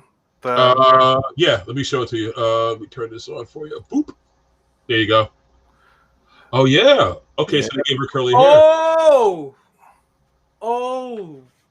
That side-by-side comparison actually surprised me. Yeah, open up that one. Open up that one. You got the mouse on. No, the group shot. Yo, Moana's in there. She's a princess. Yes, sir. I mean, just because she's in there don't mean she's a damn princess. I've seen the movie. Her dad was not a kid. But in the movie, they had their own specific room dedicated to princesses. Yeah, that room is exclusively for the princesses. Yeah, she's a princess. In that movie. That was their room, and Moana's in it. Yep, that ends it. And Elsa's excuse is because she was a princess, but now she's a queen. They're both. Yeah. What? So, Rodney. Yes, sir. Going back to your original question, when you had Wreck-It Ralph's design of Tiziana versus the 2D, which one did you prefer? The one Wreck-It Ralph. It's more accurate than anything. That's what shocked me. I was shook. I was like, "Oh shit!" If you look at her hair and her style, it was like the very curly hair. I mean, aesthetically, I think it's cool. Seeing her in the movie, like her hairstyle and the designs didn't really stand out. Like it, you're totally right. It does look like a black belle, but I think that was done to portray her as the working class New Orleans chef woman cook. So she wasn't supposed to be Dragon_BAF says she becomes a leader of her island after her journey. We talk about Brave, the Brave chick? I think Moana. No, Moana. Yeah, that's Moana. Yeah, Moana. Oh, so she actually like earns the title for all the fighting and all that? She becomes like what came out? Okay, so Snow White, real quick. Snow White came out first, then Cinderella, or was it Beauty and the Beast? No, Cinderella. It's all before my time, brother. So I don't know. I'm just trying to remember the list because Belle and Cinderella look like they're the same too. That's all. Well, we're talking about animators here, bro. They copy and paste a lot of shit, even back then. That's what I'm saying. They're copy and pasting for Tiana. Yeah, that's what I'm saying. Like it's a Disney animation style that they got. So they just draw. Okay, take it to color because the dude that's drawing it is not the same dude that's coloring it in. He's taking that drawing down the hallway. He's looking at that shit and he's like, "Oh, okay, copy paste." The dude that draws like, "Oh shit, she was black." I'm gonna talk to Phil and coloring and see why he did that. Oh, that was the story. Like the dude that's drawing the outlines is the guy that's coloring them in. So, I something tells me that like Tiana's design is attributed to the Disney look. Yeah, and they colored it in. Pretty much. I think what they did was draw Belle and like change some things around, but yet still like just made her. Why we got? Because she looks like a black Belle, like for real. Yeah, but I mean, we got black chicks that look like Barbie dolls too. So as they said, we come in all different shapes and sizes and pantos. Yeah, I totally agree with Dragon_BAF. It's literally a copy paste different color palettes. And I think that's an animation style that Disney was trying to hold on to and has still hold on to. Tiana is just Belle but seasoned. You're right. Mm-hmm. And washed in the sink. Because allegedly white people don't wash their food. Oh my god. According to some stereotypes. But I totally get it. I totally agree. Agree. Who said Pocahontas' mom was a tree? That wasn't her mom. No, I said Pocahontas had a tree. Oh, okay. Yeah, that wasn't. I heard somebody say that was Mother Earth. That wasn't that was Mother Earth, y'all. That was Mother Earth. That wasn't like. I never actually watched Pocahontas. I never watched Pocahontas or Mulan. Really? Yeah. What? Yeah.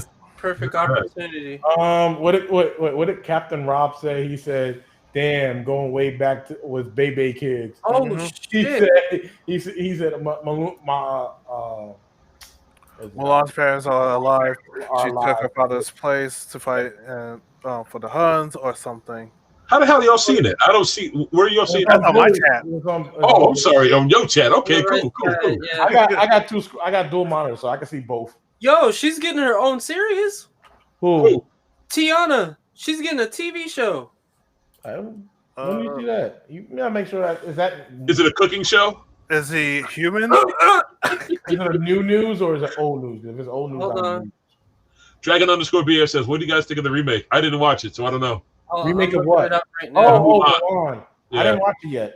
No, it's so boring. I ain't getting no music. boring. I ain't Yeah, watching. it's confirmed. Yeah, she's getting her own TV show on Disney Plus. Okay. Is it a cooking show? Everybody, you know what? I got a show coming on Disney Yo. Plus. I'll be doing cameos on the Marvel shit and on Tiana. Like, come on, Yeah. man. So Supposed to be so over fucking rated. while we're talking about representation and whatnot, can we talk about Star Wars representation of Black people? Oh, good God! Because it's very lacking. Well, being that there's none, why do we even have to talk about it? There's none there. There's nothing to talk about. That's the problem. And when they do have it, look what they did. I with John find Boyega. this sense of representation lacking. Look what they did with John Boyega. Like, Again, the whole point with John Boyega and The Last Jedi is that The Last Jedi was in production right after Force Awakens hit the theaters. They didn't get a chance to read what happened in the first movie, and no one communicated to. I can't let you sit here and peddle that bullshit on my. Yeah, I can't either, bro. All three movies were produced by J.J. Abrams. It ain't like he couldn't say, "Hey, this is my plan. Stick to it." They let this nigga deviate and go off and do what he wants. No. Because originally JJ wasn't supposed to do the third one. It was supposed to be a different director. It wasn't until they saw Last Jedi and like, oh no, I need to backpedal a lot of stuff. Yeah, but you're talking about the third one. No, I'm talking about the second one. I'm talking about all of them. Fuck all that. They all fucked up. The third one he had promised, and that was written by JJ. JJ had the idea of taking this dude from here and putting him over there. But when they allowed Rain Johnson to write his own script, he deviated from what JJ wanted to do. Hence why directors, not all directors need to be writers. And not all writers need to be directors either. That's when they got into that fight. That's why Colin Trevorrow left. And they kept saying, oh, they fired him. No, I think he left. I think he left because Rian Johnson did his own thing, and he didn't like that. So I agree with Dragon_BF. It's all bullshit. Dragon's right. All three of those movies, at the end of the day, proved to be worthless. Captain Lob said people make mistakes in being. He said Disney fucked up Finn over with the black representation. Mm-hmm. He also said, how do you have a black main character, make him a coward and a janitor? Let's talk about that shit too. Then make him smaller on the poster in China. Because that's how they do in China. China don't like black people. They don't. Asia don't like black people. So if you want to sell something, you take the black people off. That's what. Dragon said bullshit. Bullshit about what? But Dragon said basically about the ending. He says I call bullshit on that ending. All I have to say about the ending of the saga. Yeah. You know I mean, let's remember that it was an Asian country that had that commercial where the dirty black guy goes into the washing machine and comes out white and clean. Yep. So let's not forget about that kind of shit. The motherfuckers, not for nothing, they ain't into us, even though they love our culture, they love our music, they love our clothing, they love everything. But when it comes to black representation, they ain't about it. Mm-hmm. So of course, not black representation. That's black people, and the way that we look bothers them. It's not the way we look. It's not the way we look, because there's literally a large population out there in Japan specifically that are paying $500, whatever their money is, to make their hair like mine. You're right. Oh no, not. Let's not just talk about hair. Let's not just talk about hair. Let's talk about blackfacing. They doing that shit. They do that shit too. It's a fucking costume for them. Whoa. They'll put it on for a little while to play a character, but when it comes to marketing, They're and selling, cosplaying as us. yeah, they won't put us on the material. Which, if you think about it, whose fault is it? Is it the marketplace for not responding to this, or is it Lucasfilm's fault for catering to that? Lucasfilm catering to that. Yeah, that's the easiest because they, to be honest, Disney's trying to make as much money as possible. So if anything, Disney could be like, "Hey, this is a big market for us. Push this, make it smaller, and call That's it." exactly what Disney did. That's what they did. They made him smaller and pushed him to the back. Yep. Like he didn't matter when Even though he's one of the 3 leads. Yeah, when you first opening, like one of the first opening, when the first trailer comes out, who's the first face you see? It's Finn. No, well, the whole thing is about Finn in the first movie. And it's not. And let's not forget. Like, it's not just Finn. If it was more about Finn, more about Finn, Finn would have been able. If it was more about Finn, he wouldn't have went out the way he did with Kylo.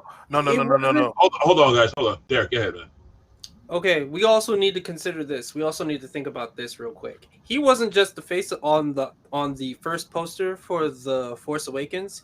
He was also the one who had the lightsaber. Yep. Ooh, go ahead. Yes. And he was supposed to be something. He was supposed to be a Jedi. And that's what pissed off Boyega the most. Yeah. Because they sold him on the idea that he was going to be the fucking man. Yeah. Right. But then they pushed it over to Daisy, and then he was like, "Oh," and then Daisy knew. Even she knew. She was like, "Whoa, what the fuck is this going? What is going on here?" Like they had a plan with her from the beginning.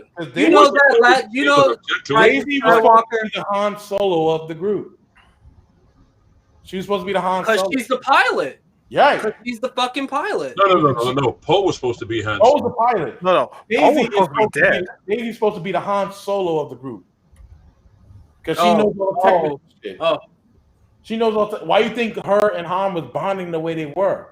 She was supposed to be replacing Han in that role. No, the reason that her and Han bonded so well because she was a character driven from fan fiction, which is Kathleen Kennedy inserting herself into the Star Wars. That's why everybody loved Rey. That's why she could do every fucking thing. Just the broad had no fucking hurdle to jump over whatsoever, and that's why nobody liked her. She didn't struggle for shit. She's living on her own inside the carcass of a fucking AT-AT, and still had the cleanest fucking teeth and the cleanest goddamn costume I've ever seen of somebody living on Tatooine. Right. But anyway. Yes, Captain Lob. They fucked over Finn for Daisy, and they used him as a stepping stone to make Rey look good. Yeah, like every fucking movie, Of course, we're never gonna forget about Lando. Yeah, nobody's forgetting about Lando. I was waiting for Lando to come back in because they had no other original trilogy characters to bring back. So of course, we just wait for them and bring back Lando at the last minute. Like every fucking movie, they had fucking Finn yelling Rey's fucking name. Like I was like, Rey. He was tired of that too. Tired of that shit. Yeah, I've had a conversation with Mike with one of his friends where his friend did not believe that Finn was force sensitive at all. There's a video on YouTube that actually points out all the times Finn was actually force sensitive. Yeah, the point where when we saw Kylo sees him, Kylo knew which clone trooper is betrayed him. Finn had the lightsaber, and Mace gave Finn the lightsaber. And not even he had the lightsaber. He dueled Kylo Ren, and he was able to hold his own against somebody who was fully trained in the Force. You got a cut. Yes. He landed a hit in him. He landed a hit on him. I want to backpedal back to Maz Kanata because she's supposed to be like this series' new Yoda because she was so in tune with the Force. Right. Who was voiced by a black woman. Voiced by Lupita Nyong'o. Who was voiced by Lupita. Go ahead, Willie. So you want to talk about characters transforming into somebody? She was voiced by. That's another one. So that was another step towards that. Misstepping Last Jedi and then trying to backpedal into Finn was already a Force-sensitive character all along, which is a nice sweep up, but it was too little, too late. Last Jedi can either be a story of itself, or it needs to be able to explain something else within the series. And the problem is, if we as fans say we don't count that trilogy as the final trilogy, you're spitting on Leia, Mark Hamill, and really Han Solo at that point, because we won't have another movie. We won't have another movie with those characters again. Even Mark Hamill didn't like any of the last 2 movies. He hated both of those movies. It showed. If we're gonna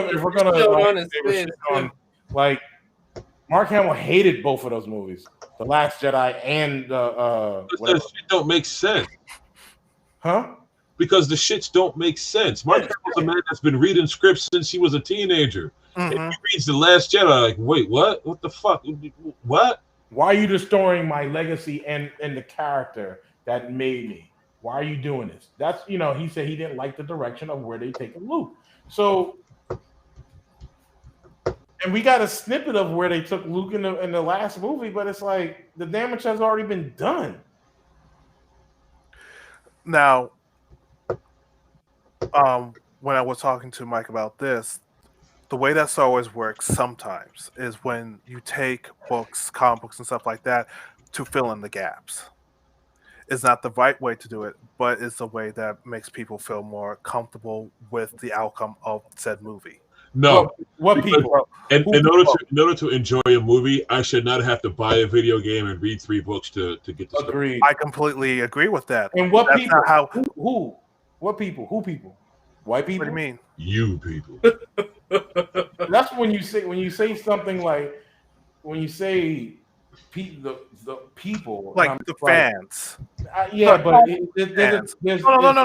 Look at the prequels, because at first everyone hated the prequels, and then we got over time people started getting warmed up to it, and then we got the TV show, and then the movie of Clone Wars. Then people were like, you know what? I can understand now what George Lucas meant to do with the trilogy because of the Clone Wars TV show. Let me ask you: was the initial backlash against the prequels just part of the fandom? Yep. Yeah. Okay. Yeah. And that's where I look at it. I'm like, I love Attack of the Clones. Honestly, out of all these motherfucking movies, that's the one that I watched the most. I like episode 3. Yeah. Obviously, but like, what's weird? I have no problems with episode 1, 2, and 3. I really don't. I mean, there's some things I have no problem. One's boring as fuck. I fell asleep on 1. Yeah, the Metachlorian thing, I'd be like, that was trash. That shouldn't have been. Really? I don't think that shouldn't have been something that was mentioned. Honestly, they could do something without that. That actually made a lot of sense to me. I always equivalent to like melanin. I started accepting. You got different levels. You got different levels in your body. You got different levels of ability. Captain Lob said I had never had a problem with 1, 2, and 3 episodes 1, 2, and 3. I thought they were fun. Yeah. I mean, honestly, like, there's some people that don't... even when it comes to the Jedi itself in episodes 1, 2, and 3, as many shots as kidnappers. We barely got to see. We there's only one real representation of a black person in that all 3 movies, is Samuel Jackson, and it's like I don't understand what's. You don't count Stas Ali or Adi or the other one. I don't understand what Adi Dahlia. Yeah, I don't understand Star Wars' problem when it comes to people of color, because it's like, do they not see us in space, or we have to be, die in the first 5 seconds of a movie, or well, we have Butler Swan, the Asian girl that pops up in Geonosius. Yeah, exactly my point. But we it's like we can't in Star Wars we can't be the hero. We have to be the sidekick.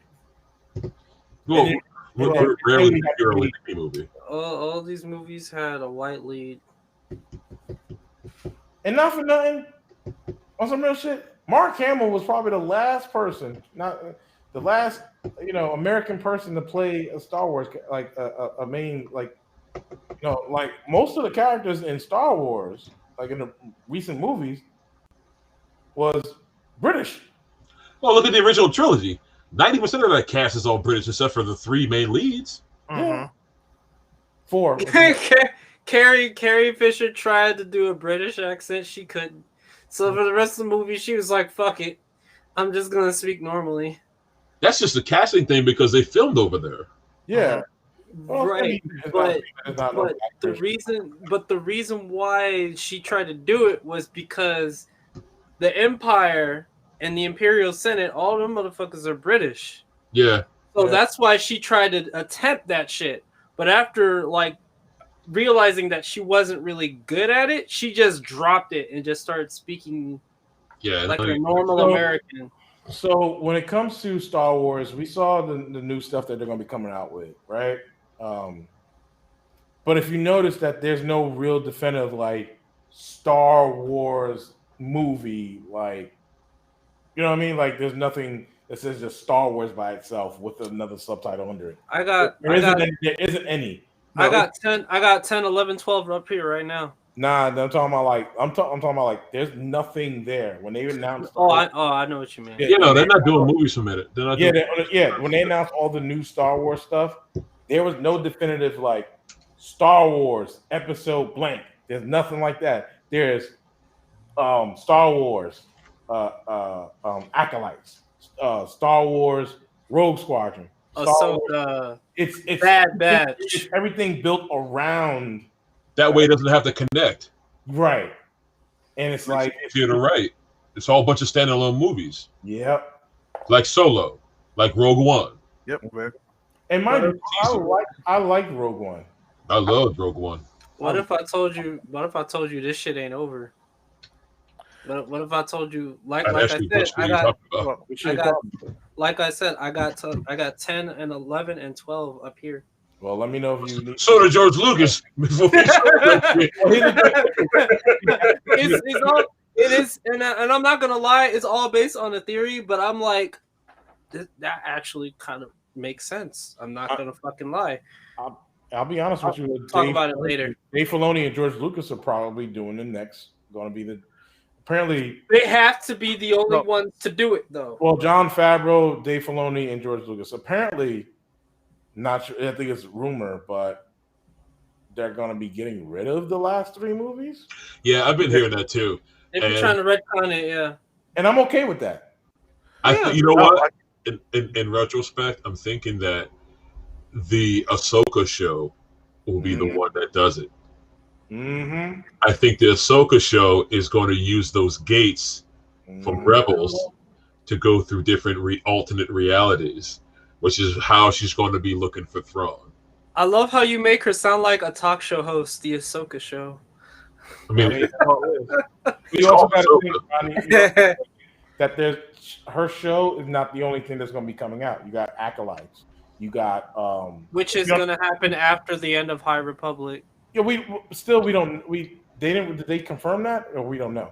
No, it is said right before, right at the end of High Republic, which people are saying it could be Palpatine or it could be Darth Vader. Palpatine, right? Right, because what would we see? Or Darth Tenebris, which is Acolytes. We probably start seeing. We don't know if it's Palpatine or the height of the Sith, basically. No, Palpatine would be too old, though.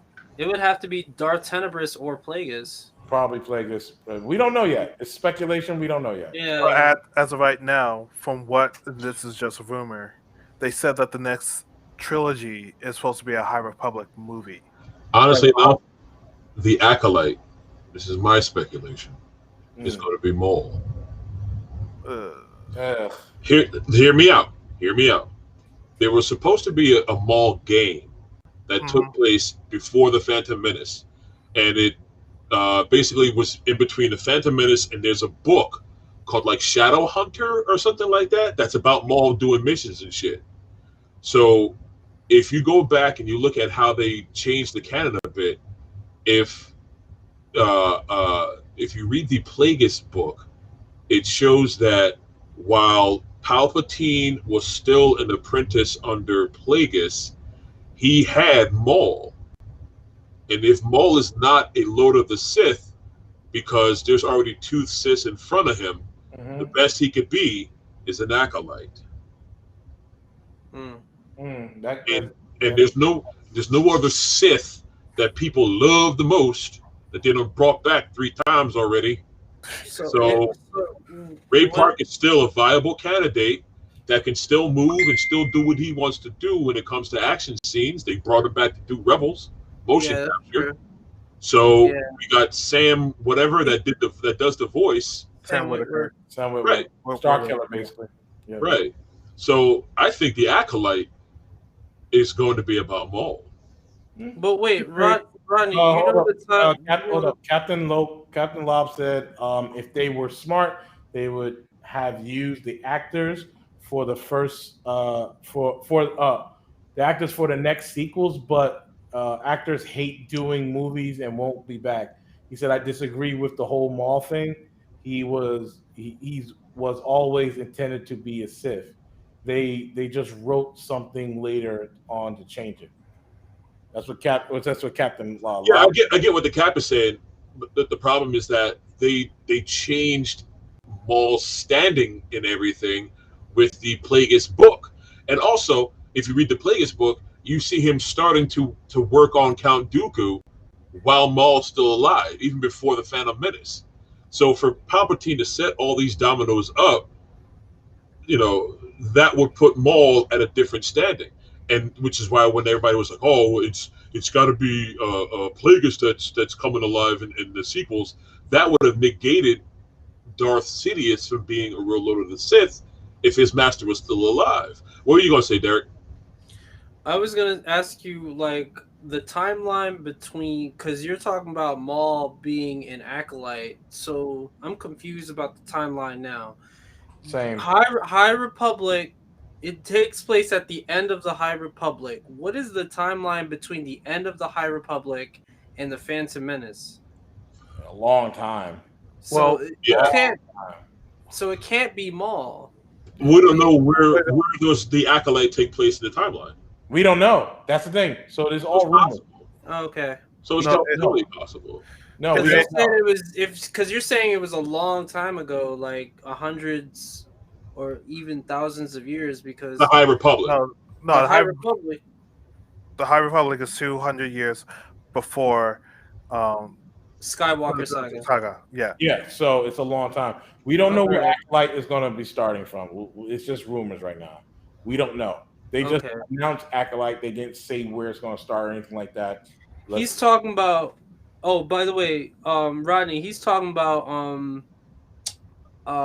Savage Opress, Maul's brother. His brother. Yeah, what about him? Okay, yeah, he was another acolyte. The term acolyte is used for people who are not yet. But he didn't become that until later on in Clone Wars, dude. Like that's what I mean. We're speculating. Savage Opress was made an icon. Was made an acolyte under Maul. Yeah, who was not yet. Who Sith Lord. Was? Yeah. No, he was. See, that's the weird thing. Like, he was a lord because he served under Palpatine, Episode 1. Lord Maul. Be mindful. He's a lord at that point. He's a lord of the Sith. He is Darth Maul. Darth is short for Darth is short for Dark Lord of the Sith. So if you have been awarded the title Darth, you're a Lord of the Sith. Yeah. So right now, I'm thinking about Legends shit now. I'm sorry. I'm just going by the movies. Yeah, so if Maul is not yet a master, because Sidious is still alive and not defeated by Maul, the person under Maul would be an acolyte. Which now you take that same standing, you take Maul and put him at the bottom. He's under a lord who is Sidious, not yet the master. Then you have Plagueis, who is the true master. which in my theory, which But will then make came, all the Acolyte. I mean, yeah, I mean then that came is, Tyrannus. we still And don't that know. Like again, we still don't know what the Acolyte's going to start or what timeline it is because they didn't say nothing. They just announced it. So, Right, we're totally speculating. yeah, But we're totally speculating. Tyrannus. The only thing we do know is the High Republic movie is supposed. Well, they're doing the comic books right now. They're going to be doing a movie, I guess, at some point, but there's no announcement for that anyway. It's So, Derek. Tyrannus became a lord after Maul's death. Yeah, that's what I'm saying. That's why I said then along came Tyrannus, and Maul is no longer a lord. His title has been relinquished because of his defeat. it's been revoked. He was basically dead. Oh no, I'm pretty sure that nigga Sidious knew he was still alive. No. No, it was a total shock Really? in the Yep. Clone Wars. Yep, because he was actually going to take him up as an apprentice until he saw his brother and was like, "Oh, you're not my apprentice. You're a rival." Dragon said he is a lord or something. You were referring to I think Dragon is Captain Law said revoke. Yeah, he took his hood pass and gave it to the old white guy. He took his hood pass. Yo, I'm dead. So okay. So I just want to ask this question because it's going back to Bully's subject. What would you want to see?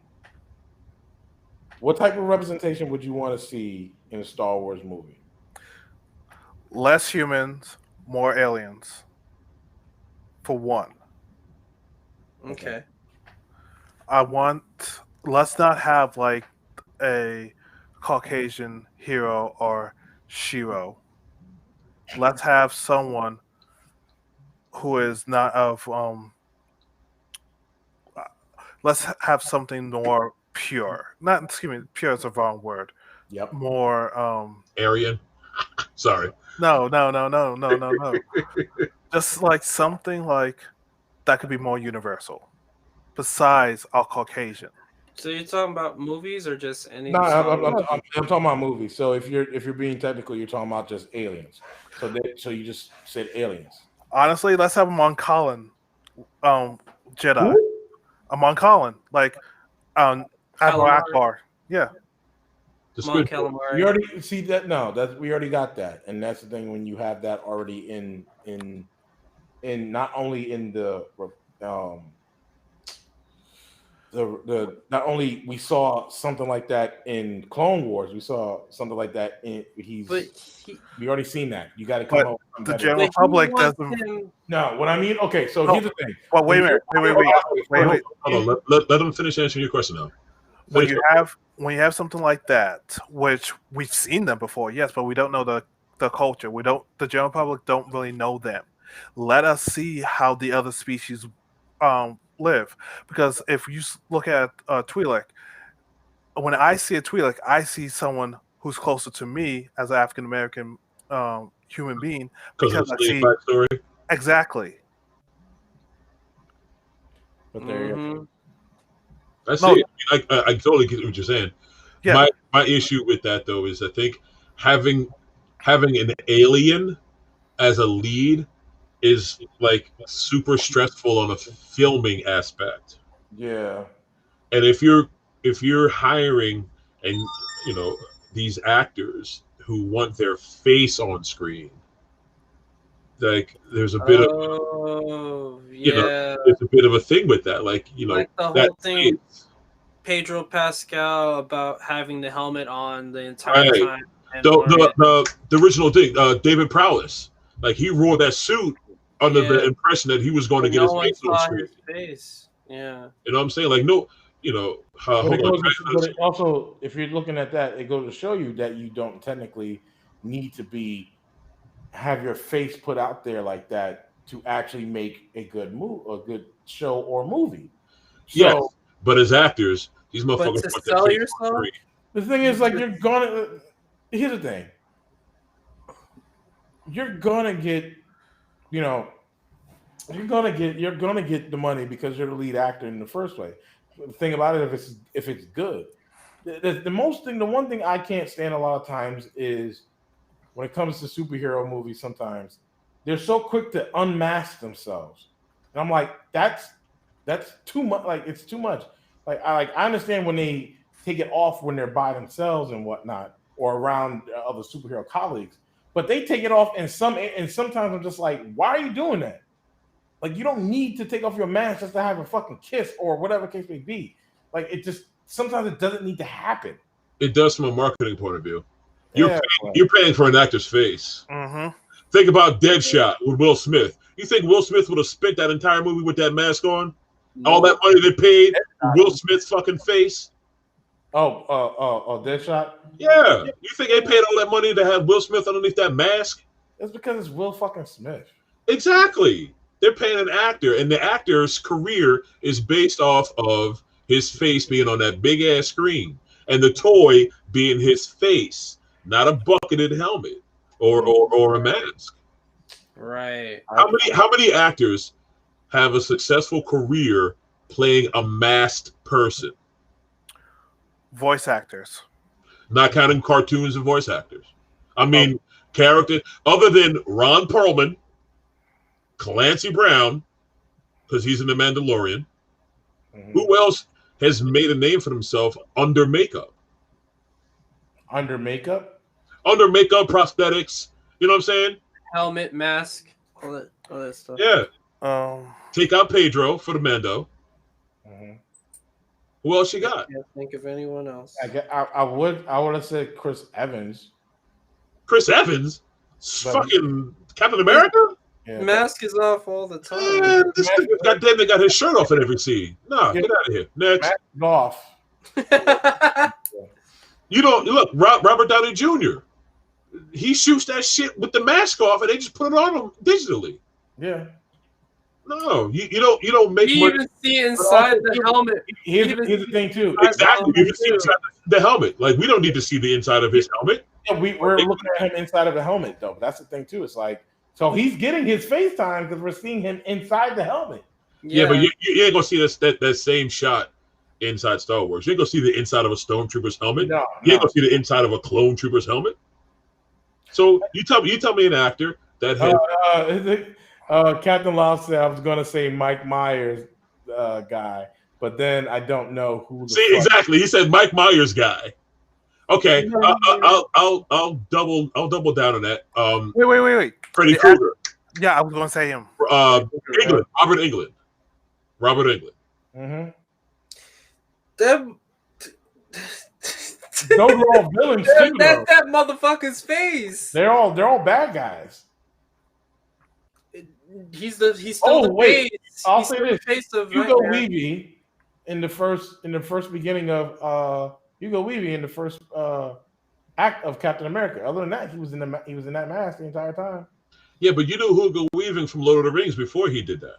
And the Matrix. I'm talking about Lord of the Rings. I'm talking about Captain America. I'm talking about an actor's career. The whole thing, man. That's what I'm saying. Like, an actor's career is based off his face being on the poster and on the screen and on the toy. And actors, most actors, they want their face out there. That's why they have headshots. That's also why on the toys they always give you the option to take off the mask or replace the whole head entirely. Yeah, nowadays. But like that doesn't give an actor a career playing a masked person. Right. I mean hold on, Dragon_BAF says, but you know who they are. The problem with the mask thing, which was proven, you can only know them by the character.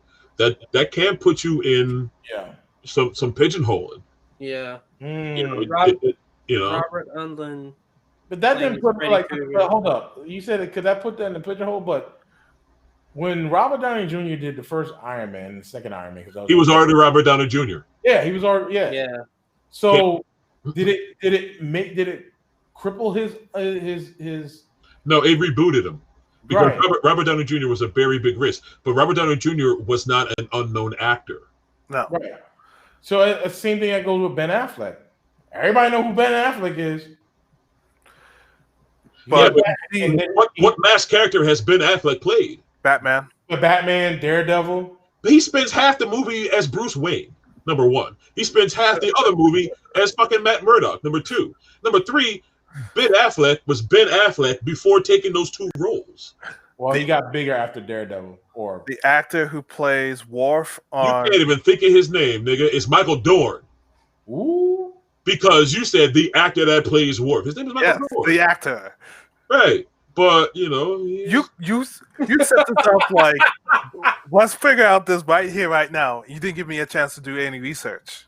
I would have looked Hey, up. you got Google. You just leaning back in your chair watching the stream. You can do your research. But that's what I'm saying. Like, you know, I'd love to see, trust me, I'd love to see some cool alien creatures being leads too, because it kind of takes the racial representation out of the equation. It's an easy out. But, you know. Like Ahsoka, but we already know who Rosario Dawson is. Yeah. Right. I understand. He's going to be in that makeup the entire show. But that's nothing. Now, to go further down that rabbit hole, makeup versus a mask is two different things. Sure. You can look at Tano and see that that's when you're saying representation, so like if you want to do an alien, who's the dude that played Kit Fisto? That's my point. Kit Fisto is a whole setup. Now, you only see him like twice. But I'd love to see a Kit Fisto movie, but you ain't gonna get no big actor to do that. And it takes a certain type of actor to emote and to transcend that mask. Right. Case in point, look at Frank Langella in the Masters of the Universe movie. Oh God! Now he was not for nothing. He's the best thing about that whole fucking movie. Yes, but they tailored that mask and he tailored his performance to come through that. Not a lot of actors can do that shit. Kid Fisto's Jamaican, that's for sure. Yo, that's racist. No, he really was. It's based on the shitty accents they gave him. Like when you look at him, like when you see him in the Clone Wars cartoon actually talk, he's Jamaican. It's because too he can swim well. Oh, he can swim well. He's like They're making all Nolans Jamaican then. I don't know. Like honestly, I don't know. They really don't try to do any type of real representation in Star Wars. I hope they won't do something. They're quick to make racism known in Star Wars. Yeah. Well, yeah, but that's an open plate for anyone. It's just not one particular race. I know, but that's open just rate? like I don't know if that's open. Yeah. Oh wait, actually, the Empire did all the aliens dirty. If you notice, not a single alien served in the Galactic Empire because the Empire is based off the Nazi Party, right? The pure race. Yeah. So that's obvious. I mean, not all of them are white, but they just moved the line a little bit. Yeah. That's all. Just a dash. Just 2 steps just back. It's a double tap. It's just a double tap. As long as you're human, you're okay. Yeah, pretty much. Yeah. As long as you're human, you're okay. When you look at the First Order and look at Finn, he was like birthed through the what do you call that, Rodney? The system, basically. What do you mean? Like basically, Finn was born through the system of the First Order. You mean raised through the system? Yeah. He stole it. I mean, nobody ever talks about the fact that the First Order was walking around stealing black kids because not only Finn was black, but the chick with the hair was black. Stolen too. But we ain't gonna talk about them stealing black children from the galaxy. Yo, wait. To serve their cause. Hold on. That's what they talk about. Dragon just made an excellent point. He asked who was the person who played the alien in the Alien film, the very first one. It's a tall, lanky black dude that also played the Predator in the first Predator movie. After they got rid of it. But you can't say his name though. No, I can't. I totally can't. I totally can't. But I know he's the same dude that was over there in that movie too. Yeah. He's also the same guy that played Harry in Harry and the Hendersons. Really? Oh, wow. Yeah. Oh, there you go. There's your actor. You know what I'm saying? So you get him. I think he's dead, as a matter of fact. Yeah. Yeah, and to answer Dragon_BAF, he says, pure race, but clones claim hit for shit. That's because they were cloned from an islander, man.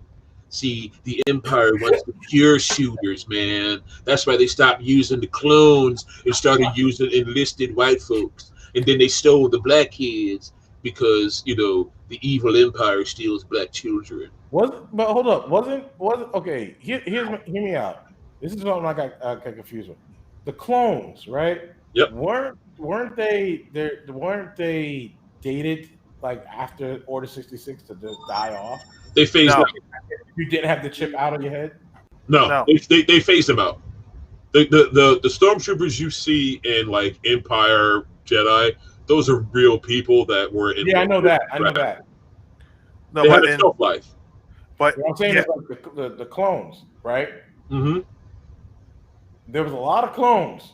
They did take they killed they got rid of the Jedi or some of But my thing is like, what happened to all those clones? Because they all just didn't die. I mean, they all just die off because once Order 66 is over, did they just like their body just they were rendered obsolete. No, so they got. I think they retired and then they probably went to the island. You ever see that movie? Oh, Captain Love's Accelerated Growth. They got old really fucking fast. Yeah, they phased out. Yeah. So I mean, So yeah, Bill. Okay, but explain this to me. Explain Captain Rex. He was in Return of the Jedi. That's the other thing I'm talking about. Like, I think because they got that shit out his head, that his growth wasn't as like. Maybe the chip was part of the accelerated growth. Bully, what do you got to say? Yeah. The clones, after episode 3, they were able to basically go into retirements, and throughout some of the books, now you see them as shop owners, you see them as doing their own thing. But if they still have the chips in their head, they hear about Jedi, they still trigger, so they still will go after and try to kill one. If you pay attention to Wolf in Rebels, when he mentions we had a there was a Padawan amongst them, he got a little antsy, like, oh, I got to kill. And that's when Kanan was like, oh, no, I don't like clones. Rex was in Endor, but that was only, like, what, 19, like, about, what was it, how many years was it between A New Hope and Return of the Jedi? Google will tell you if you look it up. Yeah, a lot of years. It's at least like 3 or 5 years, maybe. Yeah. Okay, so you're looking at about like 23, 24 years. Yeah, because Rex is really old at that point. So Rex is like 60. Yeah, or really fit 70. Because here's the thing too. What I'm saying is that when you see him in Rebels, there's 3 clones, right? He's the only he's the only clone that you see. He's also the only one, besides the rest of those 3, that has the chip out their heads. So, regardless if you meant like those 3 are the only ones that got the chip out their heads. That's what I'm saying. Like, the rest of the clones must have died because that chip had killed them once they did what they did. Yeah, age catch. Either that or the Empire disposed of them. Yeah. Once they became. But how? But my thing is like how? Because there are a whole bunch of clones, and not saying that they ain't gonna shoot back. Just fucking Auschwitz. Lead them all into an oven. Like, think about it. If a clone broke his leg, like, they shoot them like horses. Like, put them down. Mm-hmm. They're expendable fucking pieces of material. Yeah. Recycle them motherfuckers and melt them down and make another clone. I think that chip. I'm saying that whatever they had in their head, I think that's. Like, as soon as they got done with the Jedi, they were just completely like died out. No, I don't think that was the end of the clones' life after Order 66 because they still needed a force, and since the Galactic Empire at that point didn't revert to droids, they still needed a humanoid force. So I think they just phased out. Like, okay, batch number 268, they're at the 50-year mark. Let's retire them and send them to Felucia, where they mysteriously blow up in the ship that's landing on Felucia, while we have this new batch of now enlisted real people coming in to filter the ranks. I think they just phased out the clones as they brought in real people enlisting. Because as the Empire took over and the galaxy got like really fucked up, joining the Empire was like joining the army. So dudes in the hood and on Tatooine with no better life choices, they signed up. So now you got a bunch of willing bodies that now we don't need the clones because they kept saying that they were expendable throughout the entire series. Yep. They'll do in more ways than one. Captain Love makes a point that good soldiers follow orders. Yep. If they overrun them, if the clones were unwilling to kill their leaders without question, they accept the death without question. Yep. I agree. Oh, Dragon_BAF says, in one of the stories with Vader, a clone knew he was Anakin, and he killed him off, so maybe for safety, they killed them all off. It's possible. Hide away your dirty secret from everybody. Yeah. They cycle them out somehow. You know, like, you know, you got a bunch of old produce. You look at him, okay, he's slightly bruised. He can stay for another week. He's fully bruised. Let's get him out of here. And then after a while, they stop the cloning use and just had enlisted people. Fully replaced. Yeah. But we're getting close to 4 hours. Yeah. Shit. Yeah. This has been, as far as I'm concerned, successful and fun. We have one guy, Captain Lob. He says that this podcast is 10 out of 10. Thank you very much. This is just an experiment. Hopefully, we'll get better at it. I'm going to take a bathroom break, and then I'm coming back with my final topic for the night.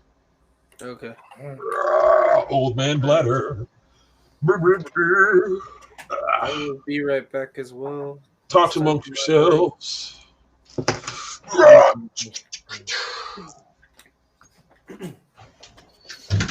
Be right back, people. Oh, there you go. Just read that they got they had accelerated. Let's see. During the later years of Clone Wars, many clones talked about retirement as a reward for service, but few knew what it entailed. Indeed, the Republic planned their retirement. Yeah, it was a lot. So they did. They did. I already went to the bathroom. Yeah, I'm still waiting on that.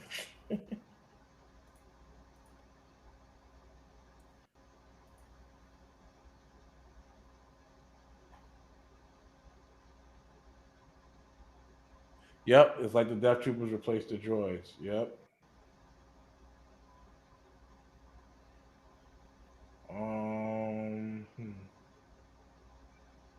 Yeah, they pretty much had accelerating aging, and they just died out. That's pretty much what happened to the clones.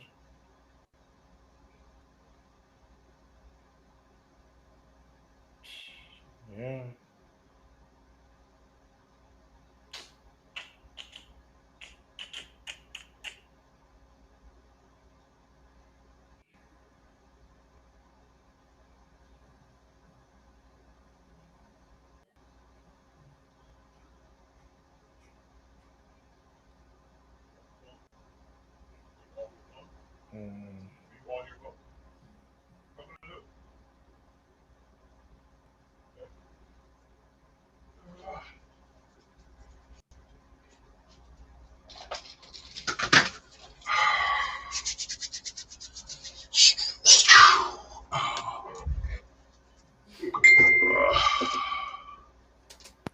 Okay. Yes, Lob. It is way past my bedtime. Oh, man. Shevitz, y'all. As soon as my camera reconnects. There we go. Just gotta wait for Anakin Skywalker to get back. I'm all out of alcohol tonight. Which is bad. Premature.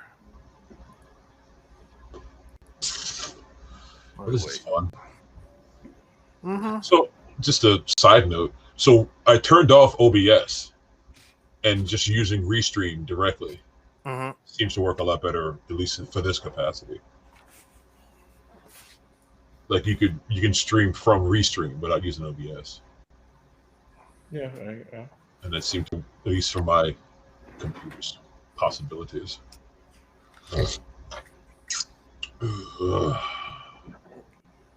Yo. Yo, Yeah. there you go.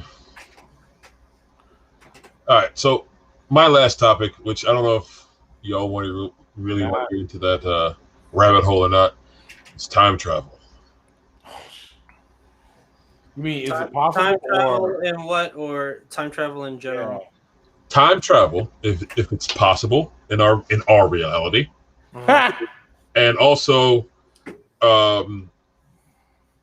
if needed or if wanted, a discussion on time travel movies or movies that involve or utilize time travel. So you know what's fucked up? That counts Star Avengers fucking award Endgame. Yep. Which kind of redid the whole time travel thing. And actually discussed it and talked about the different rules. Yeah. Which was, in my opinion, fun. That also, it was in depth because what we've learned so far through time travel was from certain TV shows and movies. Mm-hmm. So Avengers Endgame kind of changed the lore on that shit. And So, even Tony Stark was like, "Tell me, your plan isn't based on off of Star Back to the Future, right?" He's like, mm-hmm. Yeah, "Of course not." yes, Well, Back to the Future, in my opinion, gave some real thought to time travel and how it could be, how it could happen and what the repercussions were. Mm-hmm. Because Dragon underscore AF says, "Oh yeah, let me go get my DeLorean and go back in time." Right, the butterfly effect, basically. Like, that also translates to Star Wars too. I ain't thinking about Star Wars. I'm not really thinking about it right now. Oh, before we finish Star Wars, when she went through the gates and all that, was that a time or just space as far as location goes? That was time. That was time. She went back in time, and so I don't remember those episodes. What are you talking about? She actually went into the future. She went into the future. Yeah, because that's Ahsoka was from season 2, not season 3. Yeah. Whoa, hold up. What are you talking about? The world between worlds. Right. Rebels, yeah. So Ezra pulled her out. Yep. Pulled her in. Yep. And he pulled her into the into the future. Right. Yeah, into season 3. And that's how the thing that fucks me up is the ending of that episode when you see her walking. Yeah. That was her in season 3. And season 2. Yeah, and season 2. But that was actually her walking away from the temple in season 3 when Ezra saved her life. Was it? Yeah. Yeah. It was her walking from the temple that was destroyed. All right. Well, Rodney, have you watched the movie Primer? I don't know. It sounds familiar. It was on Netflix for the longest, and it's based off of like hard science when it comes to time travel. Okay, give me a rundown. What is it? Yeah, 2004 film. So these guys, they rented out like this U-Haul space, and they figured out time travel. So, as let's say, them living their lives, doing their jobs and stuff like that, they're doing it one thing, and then there's another set of them going throughout the town when they travel back in times. So the first set is doing their jobs, they're running around, and they need to get back to a certain point, so then there's not a paradox. Yeah, I like this. Hold on, I'm bringing it in now. Let me just hit the share because I like timelines. Timelines are awesome. Time travel and Premiere. Okay, so zoom in. And enhance. Okay. Is that better for you? Zoom in more. It's on a webpage. Like I gotta save the picture. If I'm all right, I can read it. So it says the original person on what? I can't even read this. Hold on. Let Maybe I'll try and save it. But it looks like essentially the main person goes through the timeline and then loops back on themselves. Put it back up. Put it back up. Let me see it. And for when it looks like where's the thing? They create an alternate timeline after they go back in. Put it back up. I am. Give me a second. It's a couple of mouse clicks. There you go. Okay, you go through the timeline, right? Yep. And as you're going through the timeline, okay. Wait, I'm confused now. The original person on undisturbed timeline decides to time travel. Yep. Right? The second thing is he activates a delayed switch and leaves the area to avoid encountering his double. The time machine starts and the double pops out. The original prepares for entry into the box, checking stock prices, avoids causative action, goes into the box. The original enters the box, joining the loop time stream inside. So he becomes the blue that loops up and around. While, and he becomes the one that comes out the box. Ooh, I like that. The double has 6 hours of casual influence on both his new timeline and his original timeline. While the other one sits in the box up on top, original waits out 6 hours of objective time as he travels into the past. Oh shit, I'm gonna have to watch this shit now. Oh shit. Okay. Oh fuck. Yep. This was on Netflix? Yeah. It's an indie movie. It's so good. Whenever you talk about the Wikipedia says an extremely low budget movie. I'm like, shit, you have the answers though. Hold on, Netflix. I don't know if it's still on Netflix though. I'm about to find out now. Oh shit, this is actually shared. Hold on. Let me just turn that off real quick. You don't need to see my anime connection. So we talked about this a little bit on the. Oh, sorry. Let me stop these fucking. How do you turn off these? There we go. What's it called again? Primer. I'm just gonna. I'm sorry, anybody watching this who wants us to talk about this. I'm just totally sidetracking everything by going to my Netflix view. Who just texted me for some reason? Oh, my wife did. She's still up. Good to know. Okay. All right. So let's start off. First of all, let's go to time travel movies and start light that way. Okay. Before we start bending space and time. In my opinion, the best time travel movie, the one that it's on. It's on Hulu. If it's not on, thank you, Dragon_BAF. I don't see it here on Netflix, so I'm going to log into my Hulu and take a look. The best movie to do time travel, in my opinion, was what's it called with the teenagers? They find it in the basement. Land Before Time. Yo. No.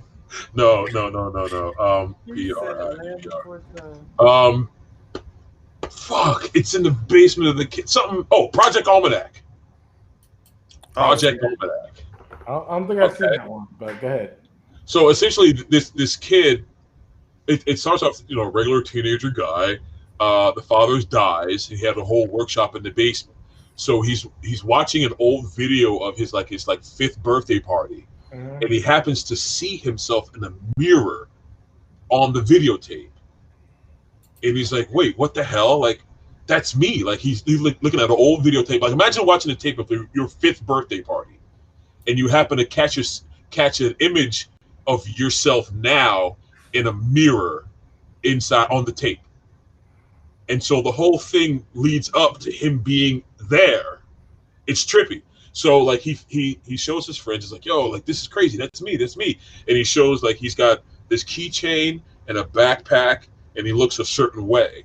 And he's like, that's me. And like, no, this is crazy, yada, yada, yada. So come to find out, he finds a secret spot underneath his dad's workshop where his dad used to work for the government who was working on time travel. And the project was called Project Almanac. He finds all the drawings and the machinery and everything, and they recreate the time machine. So they're able to go back like a couple of days, a couple of hours. And like they do it real small. But they adhere to all the standard time travel rules, including you can't occupy the same space as yourself. So they go to like one of their friends' house and like start drawing on his forehead. So like imagine if the four of us went to my house. Oh, in the past. Yeah, okay. Remember? I didn't see this movie. I didn't get to see this movie. Oh, dude, it's great. So like so imagine the four of us go to my house 3 days ago and I'm sleeping. They start writing on my forehead and like the me that's with y'all starts glitching out because we're in the same fucking dude. It was great. Like they adhere to all the standardized rules. Like you can't go back. Like they don't go back and like change much. Like they go back and like one of them keeps taking the same test over and over. He keeps fucking failing it, which is hilarious. Like that's a whole montage scene. You know, movies like montages. But when the idea is when they come back to the what will be their current timeline, little things are changed. Like one guy got into a fight, so he goes back and like beats the guy's ass. But when he comes back to the what would be the regular timeline, the guy ended up getting into a car accident after the fight. You know what I'm saying? So it's like a little bit of Butterfly Effect, which is another good movie. Yeah. But it just seemed to be like the most, I don't want to say right version of time travel, but it seemed to be the most believable version of time travel. You know. Sorry about that. Sorry about what? You know what else is a good movie too? Good time travel? Looper. I agree. Very good movie. Looper. Very good movie. Very good movie. But wait a minute. I'm thinking about something.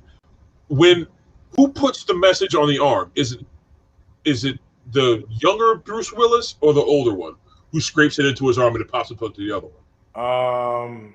Because it should have been the younger one who did it. Younger, I think it's the younger one. It should have been the younger one because the older one wouldn't do that.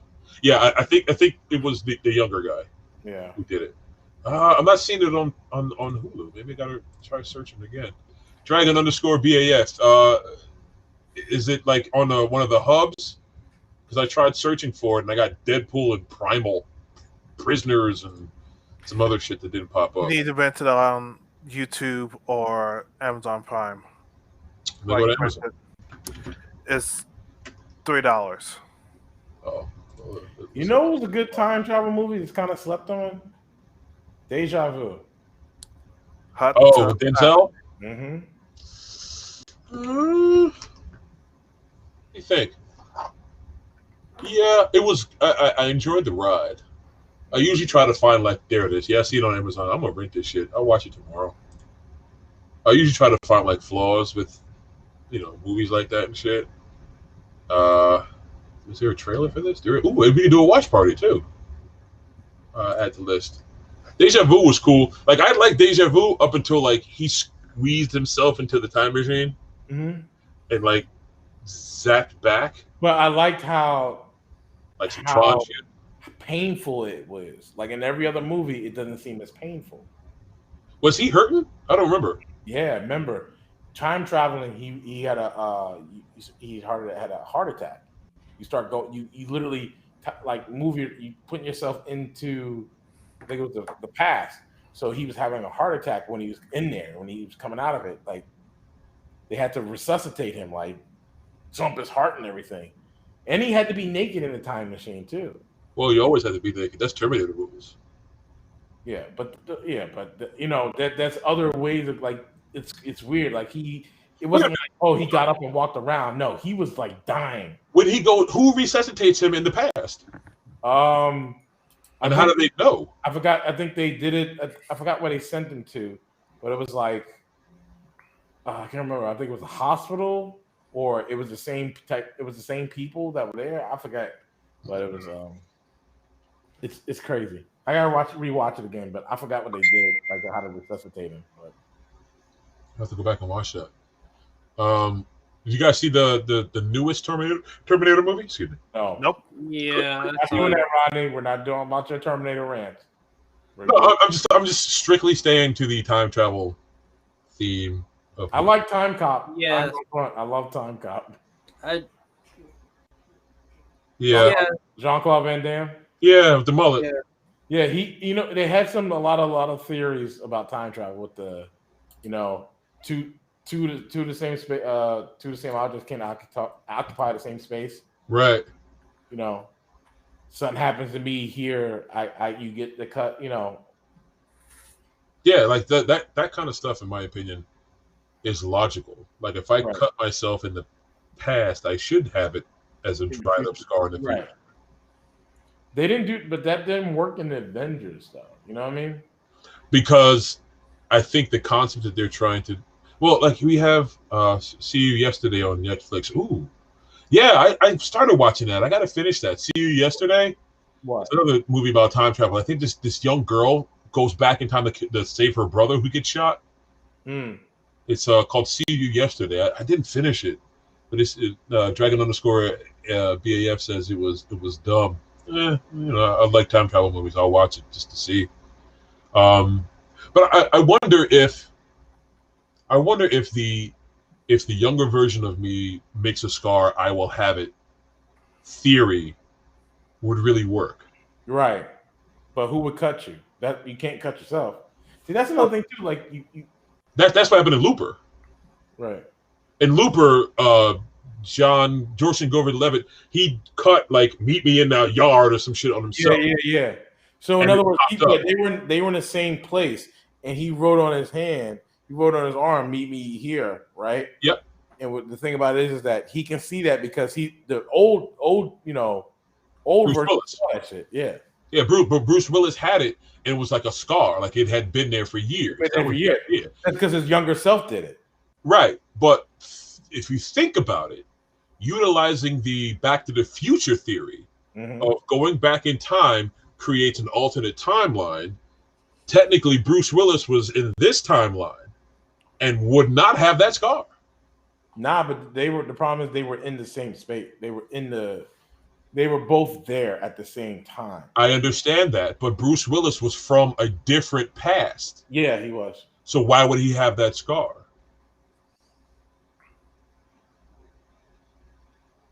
Because he wrote it on himself. When his younger self wrote it. His younger self, but it's a younger self from a different timeline. No. Yes. No. Yes. Okay. Let's look. We're going Back to the Future style. Timeline A, right? Bruce Willis is Jordan Gordon-Levitt, gets old, marries the Asian girl, and then gets sent back in time and to kill himself. Right now, young Bruce Willis and old Bruce Willis are here. When they meet, that creates a different timeline. So old Bruce Willis is really old Bruce Willis from here. Yep. He never put that scar on himself in his original timeline. No, he never did. No. So why would it pop up other than a great plot device and a great visual aspect? Yeah. Technically, that really wouldn't happen because Bruce Willis is yes, Groundhog Day does count as time travel because you're using the same day over and over again. But technically, he's not traveling through time; he's stuck in a time. That's more of a time loop. So writing on himself, in my opinion, wouldn't really work because it didn't happen originally to Bruce Willis. It happened to Bruce Willis in this new timeline strain. In timeline B. So also too, you gotta look at the reason why they were going to they were supposed to kill the kid. Because remember, the kid is he becomes the big boss. He becomes the big boss. Right. Which technically would have altered the future. But it only altered because the mother died somehow. Like the mother had been killed. So that's why he became the way he became. But right. If they killed the kid in the past, he doesn't become the person in the future. Like that's the grandfather paradox they call it. Yeah. But he also the reason why he came that way is because the mother died. Which happened in the movie because I think she got killed like during a firefight or some shit. Which is why he freaked out and he manifested powers and shit. Ain't that was that what happened? No, I don't know exactly what I can't remember exactly what happened, but at the end, the kid is alive, and so is the mom. So he never becomes, I got you. Old Bruce Willis's future is. So now it's not the time. It's not the same timeline that old Bruce Willis lived in. Nope. That means his wife that he was married to is alive, and the life that he leads now, or he used to do, is completely done. It's like, you know. Well, it doesn't mean that she's alive. It just means that everything that he lived through is now non-existent in that timeline. Right. So old Bruce Willis doesn't exist at that point because he became what he became. Old Bruce Willis became what he became because of that kid. Because the kid became the top dog. He changed a lot of shit. Yeah, but old Bruce Willis was doing shit as young Bruce Willis. But the kid is the reason why Bruce Willis' wife was dead. I thought they killed the wife because his time was up. Like they came to get him. And you know who was in charge of them, right? The kid. Yeah, the kid. But he agreed to that life years ago. That was the clause. It's a loop, but exactly. It's a loop. So the kid never becomes that big evil person, which saves his wife in the future. But he also gets to lead the life that he wanted. Therefore, that kid grows up a nice kid and everything like that. So will he meet the wife? Would he live the same life with the same money and all of that stuff if he wasn't the hitman? Right, I think so, because he was still a hitman back. Even so, he was still a hitman, but he gave up the life because he still gave up the life and still became, married to that person, and they have kids. They never had kids in older Bruce Willis timeline. They never had kids, so now they can actually have kids. Maybe, right. Maybe. I mean, if he never got into the life, he could have married the chick that worked at the grocery store down the block. Yeah. So we don't know. So, To address Dragon _ BAF, Groundhog Day technically does not count as time travel because the same things happen the same things happen over and over again. No matter what he does one day, it all resets after the fact. So he's not really traveling through time. So Dragon again, Dragon. I'm going to talk about that too. DC Flashpoint. Yes, that is time travel. Barry Allen did alter reality by running. Not just running. No. That's not it. He altered it by saving his mother, which changed the entire timeline. Butterfly effect. Therefore, he never got powers. Yep. And Thomas Wayne becomes Batman. Thomas Wayne became Batman because Bruce was shot. Martha Wayne became the Joker. Lost of her son, turned her crazy. I'd love to see that. That needs to be a fucking movie. They did. They made it's called Flashpoint. No. Oh, you mean live action? They're actually doing a Flash movie. They were supposed to. Like it was supposed to spin off from the Justice League. Because that's what I wanted to see. I really wanted to see. Wait, it's not Flashpoint's not going to happen? They're still doing the Flash, but I don't know what's going on because I don't know what's going on with the Flash. Because they did show the new outfit that the Flash movie is still going through production. He's gonna have a different outfit and everything, and Batman is going to be joining him in this movie because he went through that little wormhole in Batman v Superman. Yeah, I know. And then there was the whole thing with the Crisis on Infinite Earths. We're talking about the movie, the live action movie. No. He time traveled, and then he went to an alternate timeline where he meets Grant Gust or whatever his name is as the Flash in that show. Oh yeah, because that is. Yeah, because did they bring everybody in for that? Yeah, they did. So that is. So that's him. That's him testing out his speed because really Barry never tested out his speed. He did go through another Earth, which is not time travel. Going to another Earth is not time travel. That's dimensional. Thank you, Rodney. Yes. That's dimensional. He's going into an alternate timeline. There's 52 Earths, right, in the DC universe. Barry can go to each one by vibrating at a different frequency because each Earth is at a different frequency. See, he I can love run that. to multiple different ones as well because he's vibrating at a different frequency. Time travel is completely different. He can run back in time and save somebody, and it alters the timeline. That doesn't make sense to me, though. There's a difference between how he goes from dimensional and It's the Speed Force. It's the Speed Force. It's the Speed Force, but yet still, he has to vibrate at a certain speed to get to another dimensional Earth. For him to run back in time, he has to just hit a certain speed and use the Speed Force and go back in time. It's two power about how to go about it. So let's get nerdy and real deep now. My point of view, Barry Allen's ability to vibrate at different frequencies and manifest themselves through different dimensions.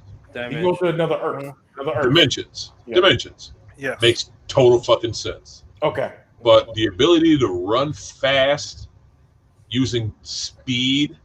Force. The Speed Force itself. It's still speed, right? It's it's like the Force. It's like the Force, really. Yeah. It's like the Force. You mean a MacGuffin? Like a fucking it's not even the MacGuffin. It's actually it goes beyond the metaphysical level. Yeah. Okay, my point is how he's powered. I don't think the key to time travel is actually speed. Because hold on, see, Dragon says then how does Superman's time travel work? It doesn't make sense. Yeah, see, I don't think Superman can't time travel. He did in Superman. That don't count. It's a movie. Why not? Superman, the first one. He reverses. That was bad writing. Well, I mean, he did it. But look, he did it with speed, Barry Allen. True. Yeah. So, like I was trying to say. But also, too, that movie wouldn't have been that way if you wouldn't have had any movies if it wasn't for that one. So please respect the classics. But anyway, that's the buff. That whole turning back Earth thing. That's the buff. That was that one movie, and that was it. And he did a lot of shit that made. He didn't just run around. Made sense. Spent the whole Great Wall of China came back too. He spent the whole Earth. He made a wall by using his vision. Yeah, his vision. Anyway, keep going, Riley. Anyway, in my opinion, I don't think speed is the key to real time travel. Okay. No. If you look at what's the one with the Event Horizon? I think is with the ship comes back out of nowhere. That movie terrified the fuck out of me. It's spooky as fuck, but they were onto something. Their whole concept was bending space, and what I call space, I mean actual physical distance. Well, yeah, I mean, you know what I mean, which would give you space and locational travel. I'm here. I want to get to here. I have to bend space to get to the other side. I got you. Right, but that necessarily doesn't affect time. No. And I'll say this. Time is an earthbound measurement. You leave the Earth atmosphere in the rotation of the Earth, you're no longer in what we call time. No, you're in space. You're just in space. But it's just also to the language of how we explain it, because we don't know how it's also explained in anything outside of our Earth. Because it's all based on the Earth's. All based on Earth logic. Right. Outside of that, we don't know. So it's an unknown. So we have to use time to actually measure it. Because we're using it off of we're using time because it's all based on the Earth cycles. So if I say it'll take 5 years to get to Mars, that's 5 years based on the Earth measurement. Right. Yes. If Mars is measuring time based on, let's just say, the rotation of Saturn, it may be 3 years by that by that measurement. Possibly, yeah. But there's always. But what does it change is the space. The distance. Distance of space. The space between me and this microphone It's constant. I mean, because if you want to be, let's see, if you go from Mars to Jupiter, was it Jupiter and then Saturn? Or is Saturn and Jupiter? I forgot which one's closer to Mars. Mars. Wait, what? After Mars, it's what? Jupiter or Saturn? And Jupiter's way bigger than Earth. I'm not going to ask Google. All I'm saying is that in order to, my thinking is, I think that the future, I think time travel forward will never be possible, but time travel backwards could be possible. Don't say that. Stephen Hawking had a party for time travelers the day after, and he announced it the day after he actually had the party. Hold on. So Dragon_BAF says, but if you have a clock in space, it's in time. Yes, but the clock is based off the earthly measurement. Yeah. So that's still based and anchored on the time measurement of Earth. It's also based off of what we can comprehend. Oh, we only comprehend what we systems that we've established. Also, not just what we was not us as humans, but also us as Jupiter says, as stuff has been scientifically proven. So yeah, like nobody studied time on Mars. No, because you can't. There's nobody's living on Mars to actually study that. Well, we have rovers that could. Besides Matt Damon on Mars and Dr. Manhattan, but the good. Okay, Dr. Manhattan. I see what you. Okay, you know your comics. Okay. Chilling. You know your comics. Okay. Yeah. I know my HBO shows about race. So it's Jupiter. Jupiter is after Mars. Yeah, he said Jupiter. But I think that time travel. Okay, so tell me about this party. This time travel party. So Stephen Hawking literally had a party. Let's say it was like August 12th, and then he made the announcement on August 13th. Okay. They're like, hey, there's a party for time travelers yesterday. No one showed up. Okay. Yeah. So if time travel was possible, wouldn't you want to go to a party? It depends on who's going to be there. No sense. Time travelers. Who's a designated driver? Yeah, that makes no sense. Will they be shrimp? Catered? Well, I can look up. Wait, Al, why doesn't it make sense? It don't make sense because if you're saying that, this is a thing for time travelers. First of all, how is that message getting out there? It's in history. Yeah, what Hawking was saying that, all right, there's a time travel, there's a party yesterday. Yeah. You can time travel, you'll go back and go to the party. You'll go to the party. Okay, yeah. Okay, that makes more sense. Okay. But the idea that time travel is possible. I mean, I'm not a scientist, but I'm not sure if that is possible. If time travel was possible,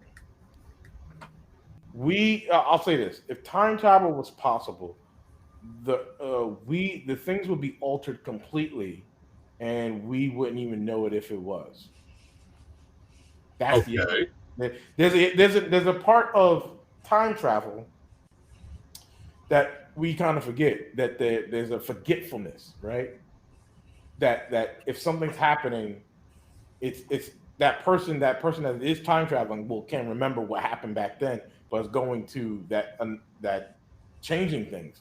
We forget all that because we've been altered as well, so we don't remember anything. Is it possible? So okay, you're saying that. Okay, here's the thing: if you like were holding your kids and everything, like today, right?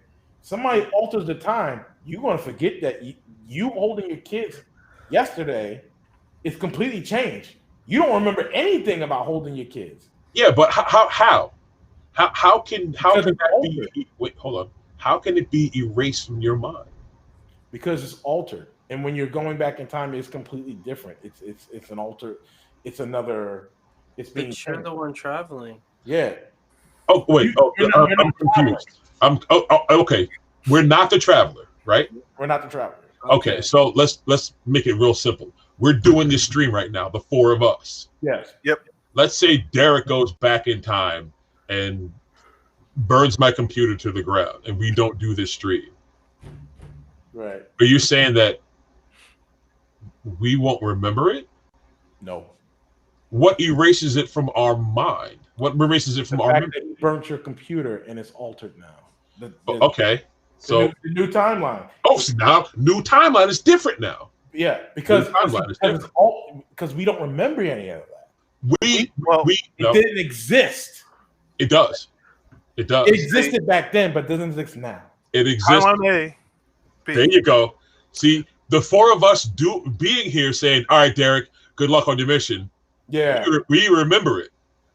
But when Derek goes back and prevents it from happening, it doesn't happen to those versions of us in a different timeline.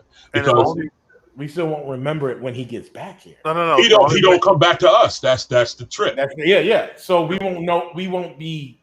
We will. The only way that it will make sense is if A and B collapses onto itself, and then we have this timeline C. There is a fusion of what happened in A and B.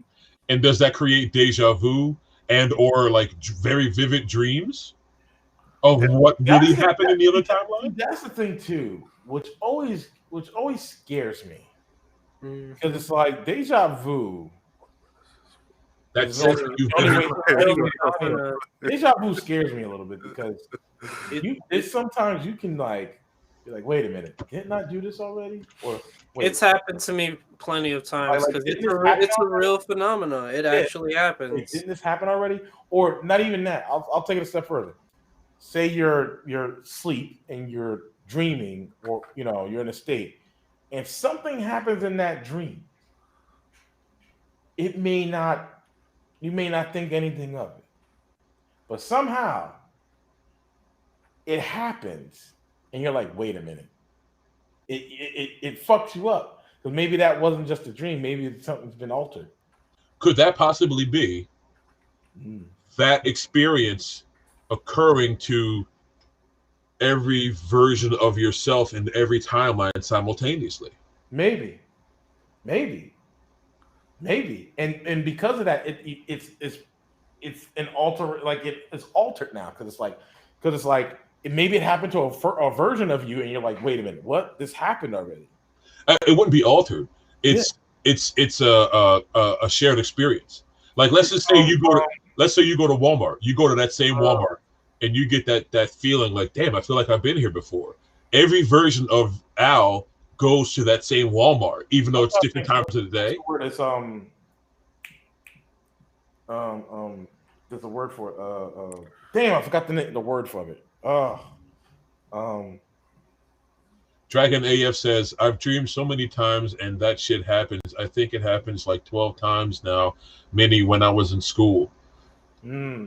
I mean, there's also the theory that when you experience things, you notice a lot of stuff like on a subconscious level, and a lot of that stuff dumps out during your memory. I mean, during your dream time. Yep. Like I dream of my old house like a whole lot, like where I used to live when I was growing up as a kid. And I've gotten to the point where I'll have different experiences that I knew I didn't do in this reality, but in that house. Right. You know what I mean? So is that me experiencing those things from an alternate timeline or an alternate dimension at a location that every version of me shared? And there maybe, but then there's also the other thing of astral projection. I'll be right back.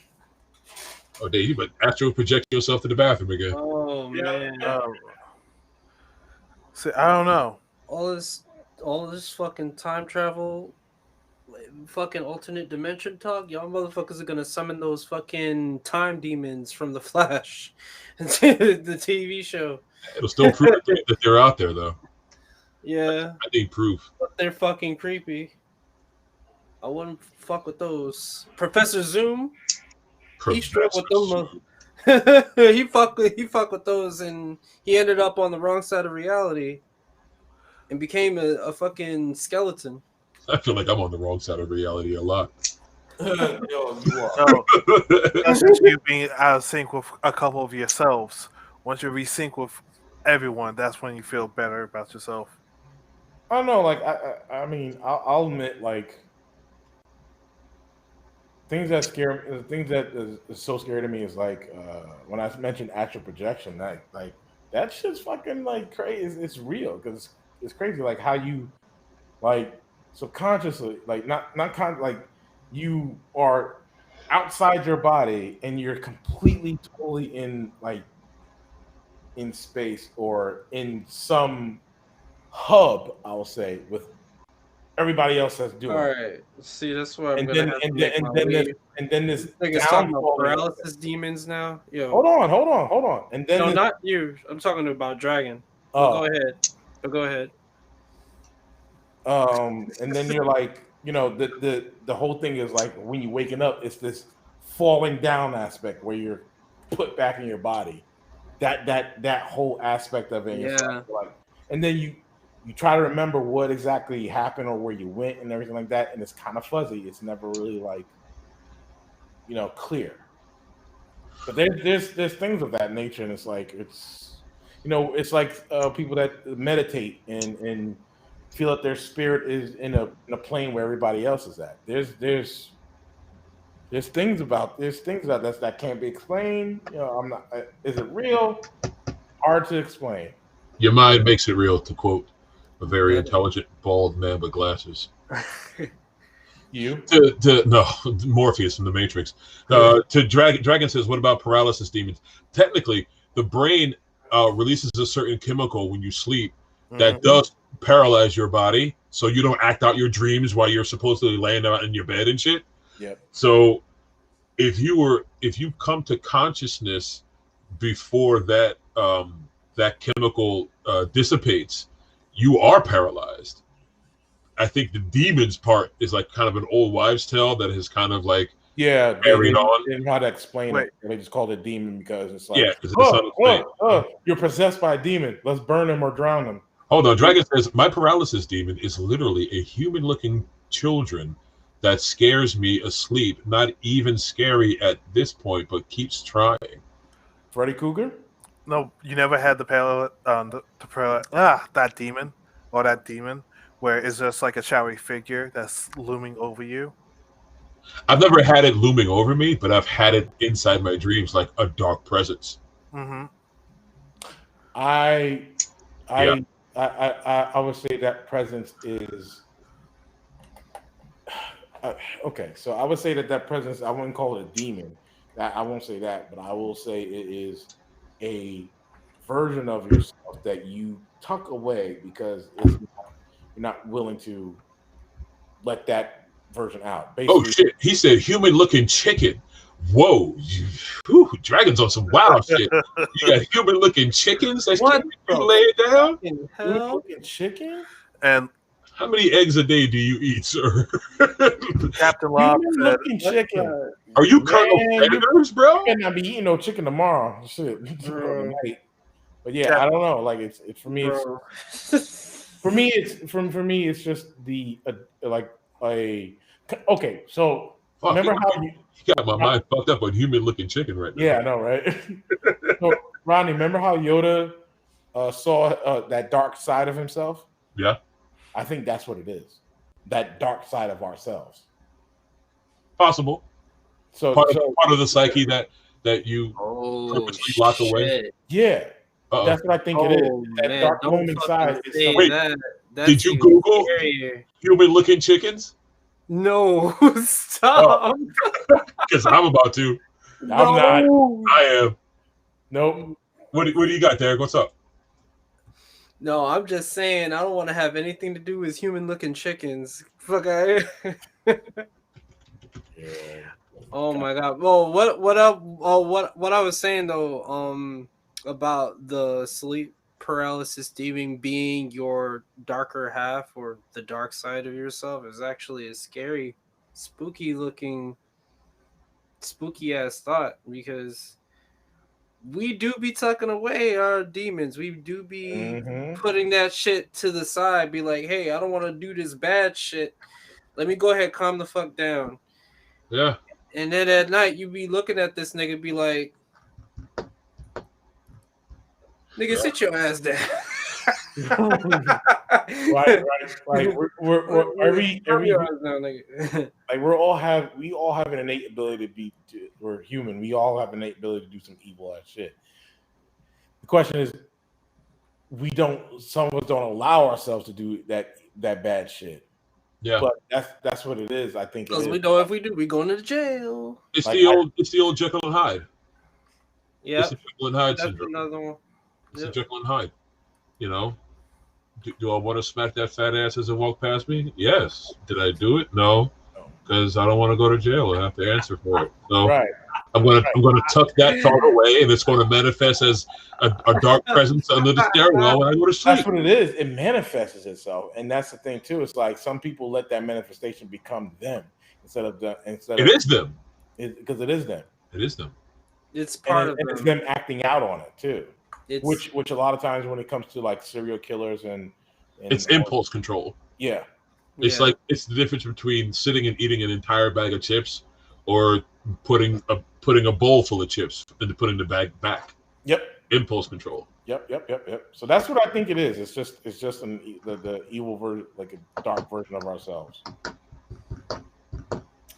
Okay. So, yeah. But to the time travel thing.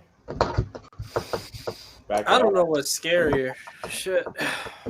You know what? Let's end it on this because it's kind of late. It's 1:31. And y'all spooking me the fuck out with all this. Yeah, go to sleep, Derek. If you could time travel right now, if you could time travel right now, what would you change? Because obviously it's going to be an alternate. It's going to be a different timeline, and it could be either good or bad. So yeah, it doesn't matter. Wait, are we talking? We can time travel within our own timeline. Mm-hmm. And like, are you talking like you can affect the world, or you? Okay.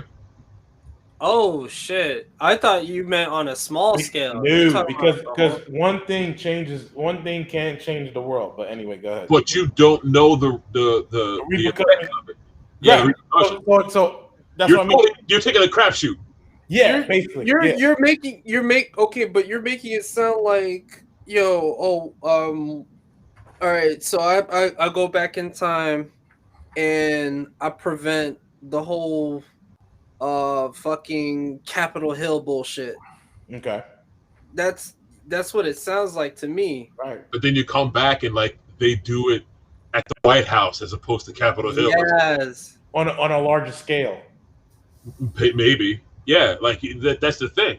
That's a pretty big fucking deal though. Yeah, okay, so that's or wait a minute. Can you beat the odds by not coming back to this time? What if you time travel and just stay there? Oh hell no. Why not? Think about it. What I mean by the question is, you're time traveling. Where like what time would you travel to? And if you could stay, but this is it. This is gonna be the last question because it's 1:31. We need to get off. I'd go back to the 80s and play the stock market. Okay, but and stay there. I would agree. I would go back to the 80s. I would play the stock market and I would stay there. That way, I would watch everything happen the way I expect it, and I'd be so ready for every little moment. And I would set myself up and my family up to be financially prosperous. Okay. Because the 80s is only like 30 to 40 years. Right. That's not. So I would be like 80 right now. Also, we need to consider that you're time traveling. You're not really teleporting yourself. Derek, answer the question. Well, it's the same thing. I mean, you're not teleporting yourself, but you're moving yourself backwards through time. Yeah, good. So I'm limiting myself. I would.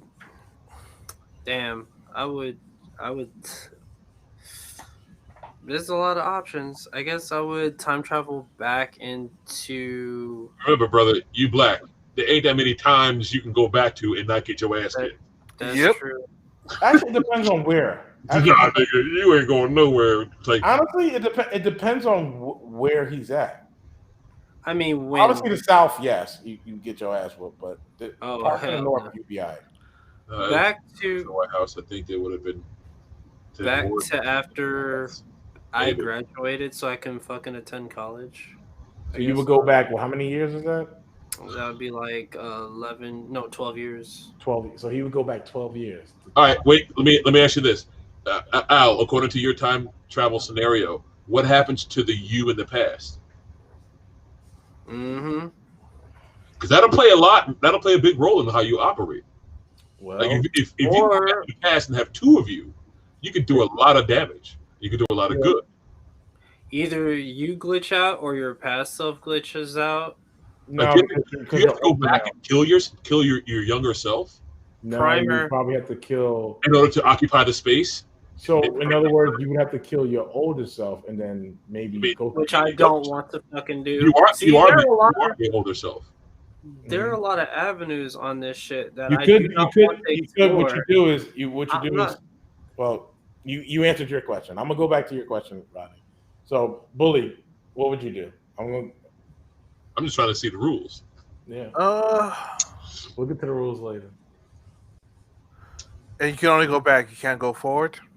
Yeah. What would you change? Yeah, the future's not set, so you got to go back. Yeah, exactly. Okay. I'll save Black Wall Street. Ooh. Ooh. What Mhm. is Tulsa?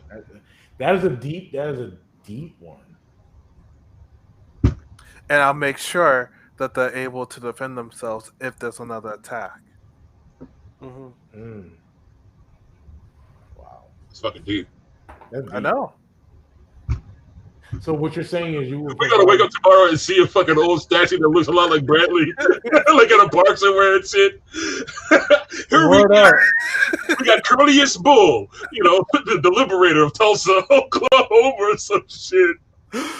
Oh, hold on. Dragon said I would go back to the 70s to not deal with my past self and play the market. So that's the same thing Rodney said. Yeah, that's financial bet.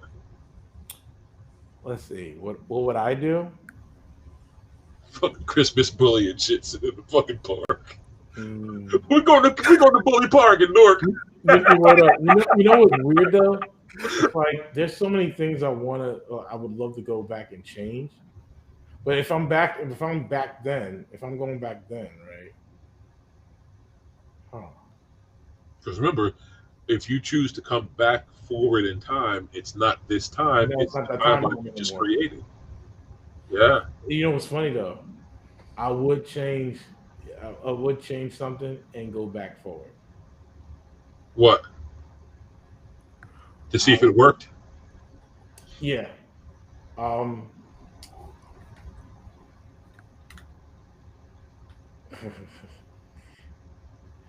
It's funny I'm saying this, but I would honestly do is prevent the Stonewall colonization of Africa and America. Of course, yes. So basically, you would leave us back there. Yeah. But and also too, I would honestly, I would really make Wakanda. If considering how the things are now and what you can do, what you like, even the fact that the time things are not going to be, what you can make right now. But I would have the conversation. What would Native Americans be able to do with America if they never were to, if the British never and the Spaniards never went to America and invaded, colonized it, or they never colonized Africa and brought people to different islands? Because that's what it is. If they never brought any black people to Brazil, Haiti, all the what would happen? Cuba. Sounds like a fucking Twilight Zone episode. Yeah. What would happen? It is weird too, because if you think about it, and I said I would go forward, right? Well, you going forward means you come back to 2021. Yeah. And now you got to live with that world you just created. Exactly. But also too, it's like, what technological advances does anybody have at that point? Because like you can literally do this, right? stop the colonization of everybody, this and that, and do something that really fucks everybody up. You know what you do? Drop this and leave it. I'm just You can't take it with you because time travel, you got to go back butt ass naked.